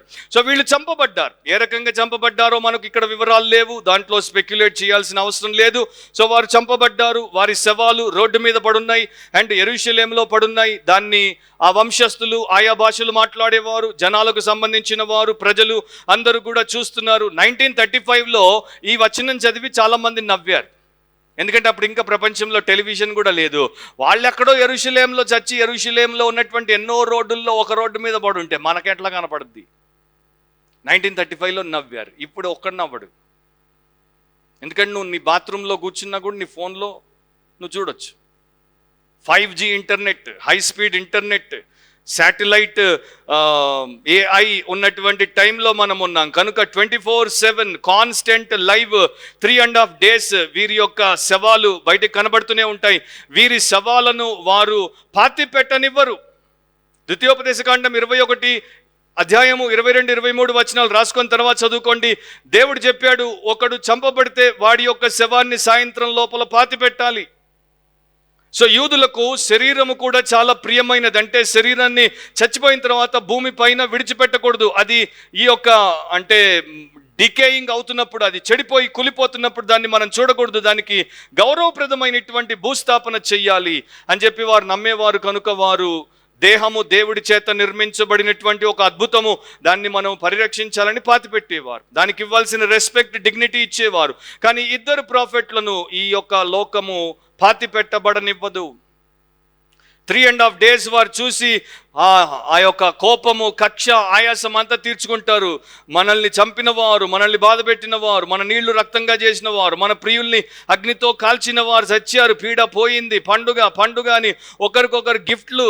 అండ్ ఆ టైంలో గూగుల్ పేలో గిఫ్ట్లు పంపుకుంటారేమో, ఫోన్పేలో నేను వచ్చి కొనలేను, నీకు డబ్బు పంపుతున్నా, కొనుక్కో, నీకు ఏం కావాలో అని పంపుకుంటారు. ఇక అంతా ట్రాన్సాక్షన్ అంతా ఆన్లైనే, ఇంటరాక్షన్ ఆన్లైనే, ట్రాన్సాక్షన్ ఆన్లైనే. కాకపోతే ఇక్కడ మీరు చూడాల్సింది ఏంటంటే, మంచి ఎంత ద్వేషించబడుతుందో చూడండి, సత్యము ఎంత ద్వేషించబడుతుందో చూడండి, సువార్తకు వ్యతిరేకంగా ప్రపంచంలో ఎంత విషం ఉందో చూడండి. హేట్రెడ్ అంటారు దీన్ని, against God and God's prophets and God's truth and God's son. ఒక చోట ఒక ప్రాంతానికి నేను వెళ్ళాను, ఫిలడెల్ఫియా అనేటువంటి ప్రాంతం, అమెరికాలో. అక్కడ ఒక చర్చ్ ఉంది, ఒక హిస్టారికల్ చర్చ్. అక్కడికి ఒక రోజు, ఒక సండే, ఒక లోకల్ రెసిడెంట్, ఆ చర్చ్ మెంబర్, ఆయన చర్చ్ లోపలికి వెళ్లేందుకు వస్తున్నప్పుడు వెనక నుండి 2 వచ్చి ఆయన బైబిల్ పట్టుకొని చర్చ్ లోపల కాలు పెట్టబోతున్నాడు. వెనక నుండి ఆయన ఒకడు జుట్టు పట్టుకుంటే ఒకడు ఇట్లా తలకాయ కోసేసి చర్చ్ లోపలికి తోసి వెళ్ళిపోయాడు. తర్వాత తెలిసింది ఏంటంటే, వారికి ఆ చర్చ్ అక్కడ ఉండటం ఇష్టం లేదు, అక్కడికి సభ్యులు రావడం ఇష్టం లేదు. అంత ద్వేషం అన్నమాట, హేట్రెడ్. అండ్ వీళ్ళు ఎప్పుడు వాళ్ళకి చీమ కుట్టినంత హాని కూడా చేసలేదు. సో నా ప్రియ సహోదరి సహోదరులారా, వీరు చంపబడి అక్కడ పడుంటారు. యేసుప్రభు యోహాను 15లో చెప్పాడు, మీరు చదువుకోండి, 18-19 వచనాల్లో ఆయన చెప్పిన మాట ఏంటంటే, లోకము నన్ను ద్వేషించింది, మిమ్మల్ని కూడా ద్వేషిస్తుంది. So same story. తర్వాత 11, 12, 13, 14 మీరు చదివేసుకుంటే, 3.5 దినాల తర్వాత వారి శవాలు అలాగే పడున్నాయి. కానీ తర్వాత పరలోకం నుండి జీవాత్మ దేవుడి దగ్గర నుండి వచ్చి వారిలోనికి ప్రవేశించగానే వారు సడన్గా లేచారు. వారు పాదాలు నిలిచారు. అండ్ వారిని లైవ్లో చూస్తున్నటువంటి వారందరికీ మిగుల భయము కలిగెను. ఒక పాప చూస్తూ ఉండొచ్చు, మమ్మీ కిచెన్లో వండుతూ ఉండొచ్చు, డాడీ బయట ఎక్కడితోనో మాట్లాడుతూ ఉండొచ్చు. ఏయ్ డాడీ, మమ్మీ లేచారే, వాళ్ళు లేచి నిలబడ్డారు అనగానే అందరికీ ప్రాణాలు పోయి పరుగులు తీసి చూసి ఉండొచ్చు. అండ్ మళ్ళా హోల్ వరల్డ్ టాక్ ఏంటంటే, వీళ్ళు లేచారు, వీళ్ళు మామూలు వాళ్ళు కాదు. సో పరలోకం నుండి వారికి దేవుడి దగ్గర నుండి ఆ యొక్క జీవం వచ్చింది, వారు లేచారు. అందరి నవ్వులు ఆగిపోయాయి, అందరి ఆనందము ఆగిపోయింది, అందరి గిఫ్ట్ గివింగ్ ఆగిపోయింది. గ్లోబల్ గ్లీ అంటే అంతవరకు ప్రపంచం అంతా ఆనందించింది, గ్లోబల్ గ్లీ ఇప్పుడు గ్లోబల్ గ్లూమ్ అండ్ డూమ్ అయిపోయింది. జీవము గల దేవుని చేతుల్లో పడుట భయంకరము అని బైబిల్లో ఊరికే రాయబడలేదు. సో వెంటనే భూకంపం వచ్చింది. భూకంపంలో 10వ భాగం, అది ఓల్డ్ టెస్టిమెంట్ లాంగ్వేజ్, టైత్ అన్నది లిటరల్ ట్రాన్స్లేషన్, టైత్. సో దేవుడు తీర్పులో కూడా టైతులు ఇస్తాడు. న్యూ టెస్టిమెంట్ బిలీవర్స్కి, చర్చ్కి టైత్ లేదు. లవ్ ఆఫరింగ్ అంటాము, లవ్ గివింగ్ అంటాం. సో ఇక్కడ భూకంపం వచ్చేసింది, 7,000 మంది చచ్చిపోయారు. వీరు పరలోకానికి మేఘారూఢులై ఆరోహణమైపోయిన తర్వాత ఇది జరిగింది. సేమ్ అవర్లో వారు కనుమరుగయ్యారో లేదో, ఇక్కడ కంపించింది, కూలిపోయింది. 7,000 మంది చచ్చిరి. తెలుగు బైబిల్లో అట్లా సింపుల్గా రాయబడి ఉంది. మోస్ట్ ఆఫ్ ది ఇంగ్లీష్ బైబిల్స్లో కూడా అట్లాగా ఉంటుంది, కానీ గ్రీక్ టెస్టమెంట్లో అట్లా లేదు. గ్రీక్ టెస్టమెంట్లో ఒక వింతైన విధానంలో ఆయన రాశాడు. అండ్ దాని యొక్క అర్థం ఏంటంటే, 7,000 పేర్ల ప్రాణం పోయింది. 7,000 పేర్ల ప్రాణం పోవడం ఏంటి? 7,000 పేర్ల ప్రాణం పోవడం అంటే దాన్ని స్కాలర్ ఈ రకంగా అంటాడు, persons of distinction are celebrated men, అంటే చాలా విశిష్టమైన వ్యక్తులు, ప్రఖ్యాతిగాంచిన వ్యక్తులు 7,000 మంది చచ్చారు. ఎవరైతే ఈ యాంటీ క్రైస్ట్ కోర్ టీంలో ఉన్నారో, లేక వీళ్ళిద్దరి చావుకి కారణమయ్యారో, అలాంటి వారిలో 7,000 మంది చచ్చారు. ఇక్కడ ఒక మాట ఉంది, వెంటనే అంతమంది చచ్చేసరికి మిగతా వారందరూ భయాక్రాంతులై పరలోకపు దేవుని మహిమపరిచిరి. సో మిగతా వాళ్ళు దేవుణ్ణి మహిమపరిచారు అంటే 2 రకాలుగా స్కాలర్స్ తీసుకున్నారు. వాళ్ళు రక్షణ పొంది దేవుడికి స్తోత్రం చెప్పారు, మహిమపరిచారు. మిగతా వాళ్ళు కాదు, వారు భయపడి జస్ట్ ఆ సీజన్ సెయింట్ వాళ్ళు ఆ కాసేపు ఈ యొక్క ప్రమాదం పోయే వరకు, చాలామంది మీకు కరోనా వచ్చినప్పుడు మీకు వెంటనే క్రైస్ట్ చర్చ్ గుర్తుకొస్తాయి కదా. కరోనా కాలంలో మీరు ఇంకెప్పుడు నా చర్చ్, నేను ఒకటి కరోనా పోగానే మీరు మీ చర్చ్ కూడా పోతారు. సో అట్లా ఈ యొక్క క్రైస్తవులకి ఈ యొక్క దేవుణ్ణి మహింపరిచిన వారు నిజంగా కాదు, ఒక రోజున ఎట్లాగూ ప్రతి మోకాలు వంగుతుంది, ప్రతి నోరు ఆయనే ప్రభు అని ఒప్పుకుంటుంది కనుక వీళ్ళు ఆ టైపు రియల్గా యేసును హృదయంలో ప్రతిష్ఠించుకొని పూజించే టైపు కాదు. ఎందుకంటే అక్కడ వచ్చినటువంటి ఆ తీర్పును బట్టి దేవుడు వీరిని అంగీకరించలేదు అని ఇతరులు అంటారు. సో వారు రక్షించబడి ఉండకపోవచ్చు బహుశా. లాస్ట్ వర్స్, 2వ శ్రమ గతించెను, ఇదిగో 3వ శ్రమ త్వరగా వచ్చుచున్నది. ఇది 2వ శ్రమే, అది అయిపోయింది. 3వ శ్రమ త్వరగా వచ్చుచున్నది. ఇక నుండి తీర్పులు ఇక చాలా వేగం అందుకుంటాయి, తీర్పులు ఇక వస్తూనే ఉంటాయి. ఎందుకంటే ఇక ప్రభు గురించి చెప్పాల్సిన దానికన్నా ఎక్కువ దీర్ఘశాంతం గల దేవుడు చెప్తూ వచ్చాడు, తీర్పును ఆపుతూ వచ్చాడు, శిక్షను ఆపుతూ వచ్చాడు. ఇక వాటిని త్వరగా విడుదల చేస్తాడు. సో 3వ శ్రమ త్వరగా వచ్చేస్తుంది. ఈ మాటతో నేను ప్రార్థన చేస్తాను. స్కాట్లాండ్లో ఒక లాయర్ ఉండేవాడు, చాలా కుటిలుడు, చాలా తెలివి కలిగినటువంటి వాడు. ఒకరోజు ఒక గుర్రపు పందెంలో గుర్రాన్ని వాడడానికి గుర్రాన్ని అరువుకు తీసుకున్నాడు, హార్స్ని రెంట్కి తీసుకున్నాడు. దాన్ని ఏం చేశాడో తెలియదు కానీ సాయంత్రానికి అది చచ్చిపోయింది. దాన్ని పంపించేశాడు. ఎవరి దగ్గర అరువు తీసుకున్నాడు. ఆ ఓనర్ వచ్చాడు, నువ్వు బతికిన గుర్రం తీసుకొని చచ్చిన దాన్ని ఇస్తే ఎట్లా, దానికి కావాల్సిన ఆ యొక్క నష్టపరిహారం అంతా కట్టమంటే ఈడు ఒక లాయర్ అనమాట. గుర్రాన్ని అరువు తీసుకున్నాడు ఒక లాయర్, చాలా కుటిలుడు. వాడు అన్నాడు, సరే లా ప్రకారం నేను నీకు నష్టాన్ని భరిస్తాను. నేను ప్రస్తుతం డబ్బులో చాలా కటకట్లో ఉన్నాను కనుకనే నేను నీ గుర్రంతో రేస్ ఆడాలనుకున్నాను, కానీ అది కూడా నాకు దాపురించింది, పోయింది. నా దగ్గర ఇప్పుడు నీకు ఇవ్వడానికి డబ్బు లేదు, ప్రామిసరీ నోట్ ఇస్తాను, ఒప్పుకుంటావా అంటే ఒప్పుకుంటానన్నాడు. ప్రామిసరీ నోట్లు ఆ రోజుల్లో చెల్లేవి. సో ఒప్పుకుంటానన్నాడు. దాని తర్వాత వెంటనే కట్టడానికి కూడా డబ్బు లేదు, గుర్రం డబ్బు ఇంత అంటున్నావు కనుక నేను ఏం చేస్తానంటే ఒక డేట్, కొంత లాంగ్ డేట్ పెడతాను, ఆ రోజున ఇస్తానంటే ఏదో ఒకటి ఈరా బాబు అని గుర్రపు ఓనర్ అడిగితే వీడేం రాశాడో తెలుసా, లాయర్ కదా, అఫిడవిట్లో on the day of judgement I will repay him అని రాశాడు. తీర్పు దినాన్న వీడికి ఇస్తాడని రాశాడు. సో ఆయనకు అర్థమైపోయింది. గుర్రాల యజమానికి కోర్టుకు వెళ్ళాడు, కోర్టులో ఆ యొక్క కేసు పడింది. ఒక రోజున జడ్జి గారి ముందుకి ఒక లాయర్ వచ్చాడు. లాయర్ని ఆ జడ్జి అడిగాడు, ఏంటి వీడి దగ్గర తీసుకుంది ఇవ్వవేంటంటే, అక్కడ నేను రాసిందంతా కూడా క్లియర్గా ఉంది కదా జడ్జి ప్రామిసరీ నోట్లో అని అంటే, ఆయన చూశాడు, అవును డే ఆఫ్ జడ్జిమెంట్ పే చేస్తాను అన్నావు కదా, చాలా మంచిది, today is the day of judgement, by tomorrow morning you shall pay or you will end up in jail అని జడ్జిమెంట్ ఇచ్చేసాడు. సో దేవుడు లోకానికి ఎప్పుడు జడ్జిమెంట్ ఇస్తాడో నాకు తెలియదు, కానీ బైబిల్ సంకేతాల ప్రకారం చాలా త్వరలో జడ్జిమెంట్ ఉంది అనేది మాత్రం తెలుసు. సో 2 రకాల ప్రజలు ప్రతి చోట సంఘంలో ఉన్నారు, బయట ఉన్నారు. ఒకటేమో దుష్టులు, వికెడ్, వీరు ఈరోజే రక్షణ పొంది, ఈరోజే క్షమించబడి, ఈరోజే శుద్ధి చేయబడి నిర్మలమైన మనస్సాక్షులు గల వారిగా దేవుడి దాసులైతే మేలు. రెండవది సాక్షులుగా ఉన్నటువంటి వారు. ఇంతకుముందు నేను చెప్పాను కదా, నీవు సాక్షిగా ఉండకపోతే దేవుడి సంబంధివి కావు. కనుక ఈ యొక్క ప్రవక్తలు ప్రాణం పోయినా కూడా ప్రభువును గురించి వారు ప్రకటించారు, ప్రవచించారు. మనము మన యొక్క ప్రాణమానాల గురించి ఆలోచించొద్దు. ఎవడు నా గురించి ఏమనుకుంటే నాకేముంది, నేను వాడి గురించి, వాడి నిత్య నాశనం గురించి ఆలోచించి నా ప్రభు చేసిన సిలువ కార్యం గురించి ఆలోచిస్తే అవి నాకు ఎందుకు పనికిరావు. నేను చెప్పాల్సింది నేను చెప్తాను, ఆయన చేయాల్సింది ఆయన చేస్తాడు. సో ఇది విట్నెస్ చేయాల్సిన పని. అండ్ వికెడ్ పీపుల్ రిపెంట్ అవ్వాలి, అండ్ విట్నెసెస్ పోయి preach the gospel and help people to find Jesus and eternal life. ఆ నిత్య జీవానికి వారు వారసులు ఉన్నట్లు మనకున్న కొంత సమయంలో మనం చేయాలి. మీరందరూ సోషల్ మీడియాలో ఆఫ్ఘనిస్తాన్లో కాబుల్ ఎయిర్పోర్ట్లో ఏం జరుగుతుందో చూస్తూనే ఉంటారు. అమెరికన్ సైనికులు గోడ అవతల నుండి ఒక చిన్న బిడ్డనిస్తే ఎత్తుకొని యువతలు పెడుతున్నారు, ఒక లేడీ వస్తే పట్టుకొని యువతలు పెడుతున్నారు. ఆ సీన్ చూసినా కూడా నాకు ఆఫ్ఘనిస్తాన్ మీద చాలా భారము. ప్రార్థన చేస్తున్నాను ప్రతిరోజు. అక్కడ ఉన్నటువంటి 12 and above అమ్మాయిలు అండ్ 45 years బిలో స్త్రీల కొరకు వారు ఈ యొక్క పాశవికమైనటువంటి పిశాచుల చేతుల్లో పడొద్దని. కాకపోతే నాకు నచ్చిన విషయం ఏంటంటే, ఒక్కొక్కరిని ఇంకో 30 ఏళ్ళు బతుకుతారో, 60 ఏళ్ళు బతుకుతారో, లేకపోతే పోతూ పోతూ విమానం పడిపోయి చస్తారో మనకు తెలియదు. వాళ్ళని రక్షించుకుంటున్నారు.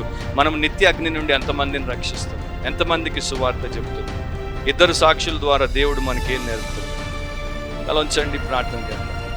ఆలయంలో ఆయన మెచ్చినట్లు మనం ఆరాధించే వారమైతే, బయటికి పోయినప్పుడు ప్రపంచవ్యాప్తంగా ఆయన మెచ్చే సాక్షులముగా మనం బ్రతుకుతాం. అలాంటి దీవెన, అలాంటి కృప దేవుడు మనలో ప్రతి ఒక్కరికి అనుగ్రహించును గాక. ప్రేమ స్వరూపుడవు, పరిపూర్ణుడవు, అత్యోన్నతుడు అయిన మా దేవా, మరొకసారి మీ పాదంలో కృతజ్ఞతా స్తోత్రాలు చెల్లిస్తున్నాను. ఈ ఉదయము, ఈ సమయము, మీ వాక్యమును మేము వినడానికి మీరు మాకు ఇచ్చినందుకు మీకు వందనాలు. మీ వాక్యము ద్వారా మాలో ప్రతి ఒక్కరిని మీ నిత్య రాకడ కొరకు సిద్ధపరచండి.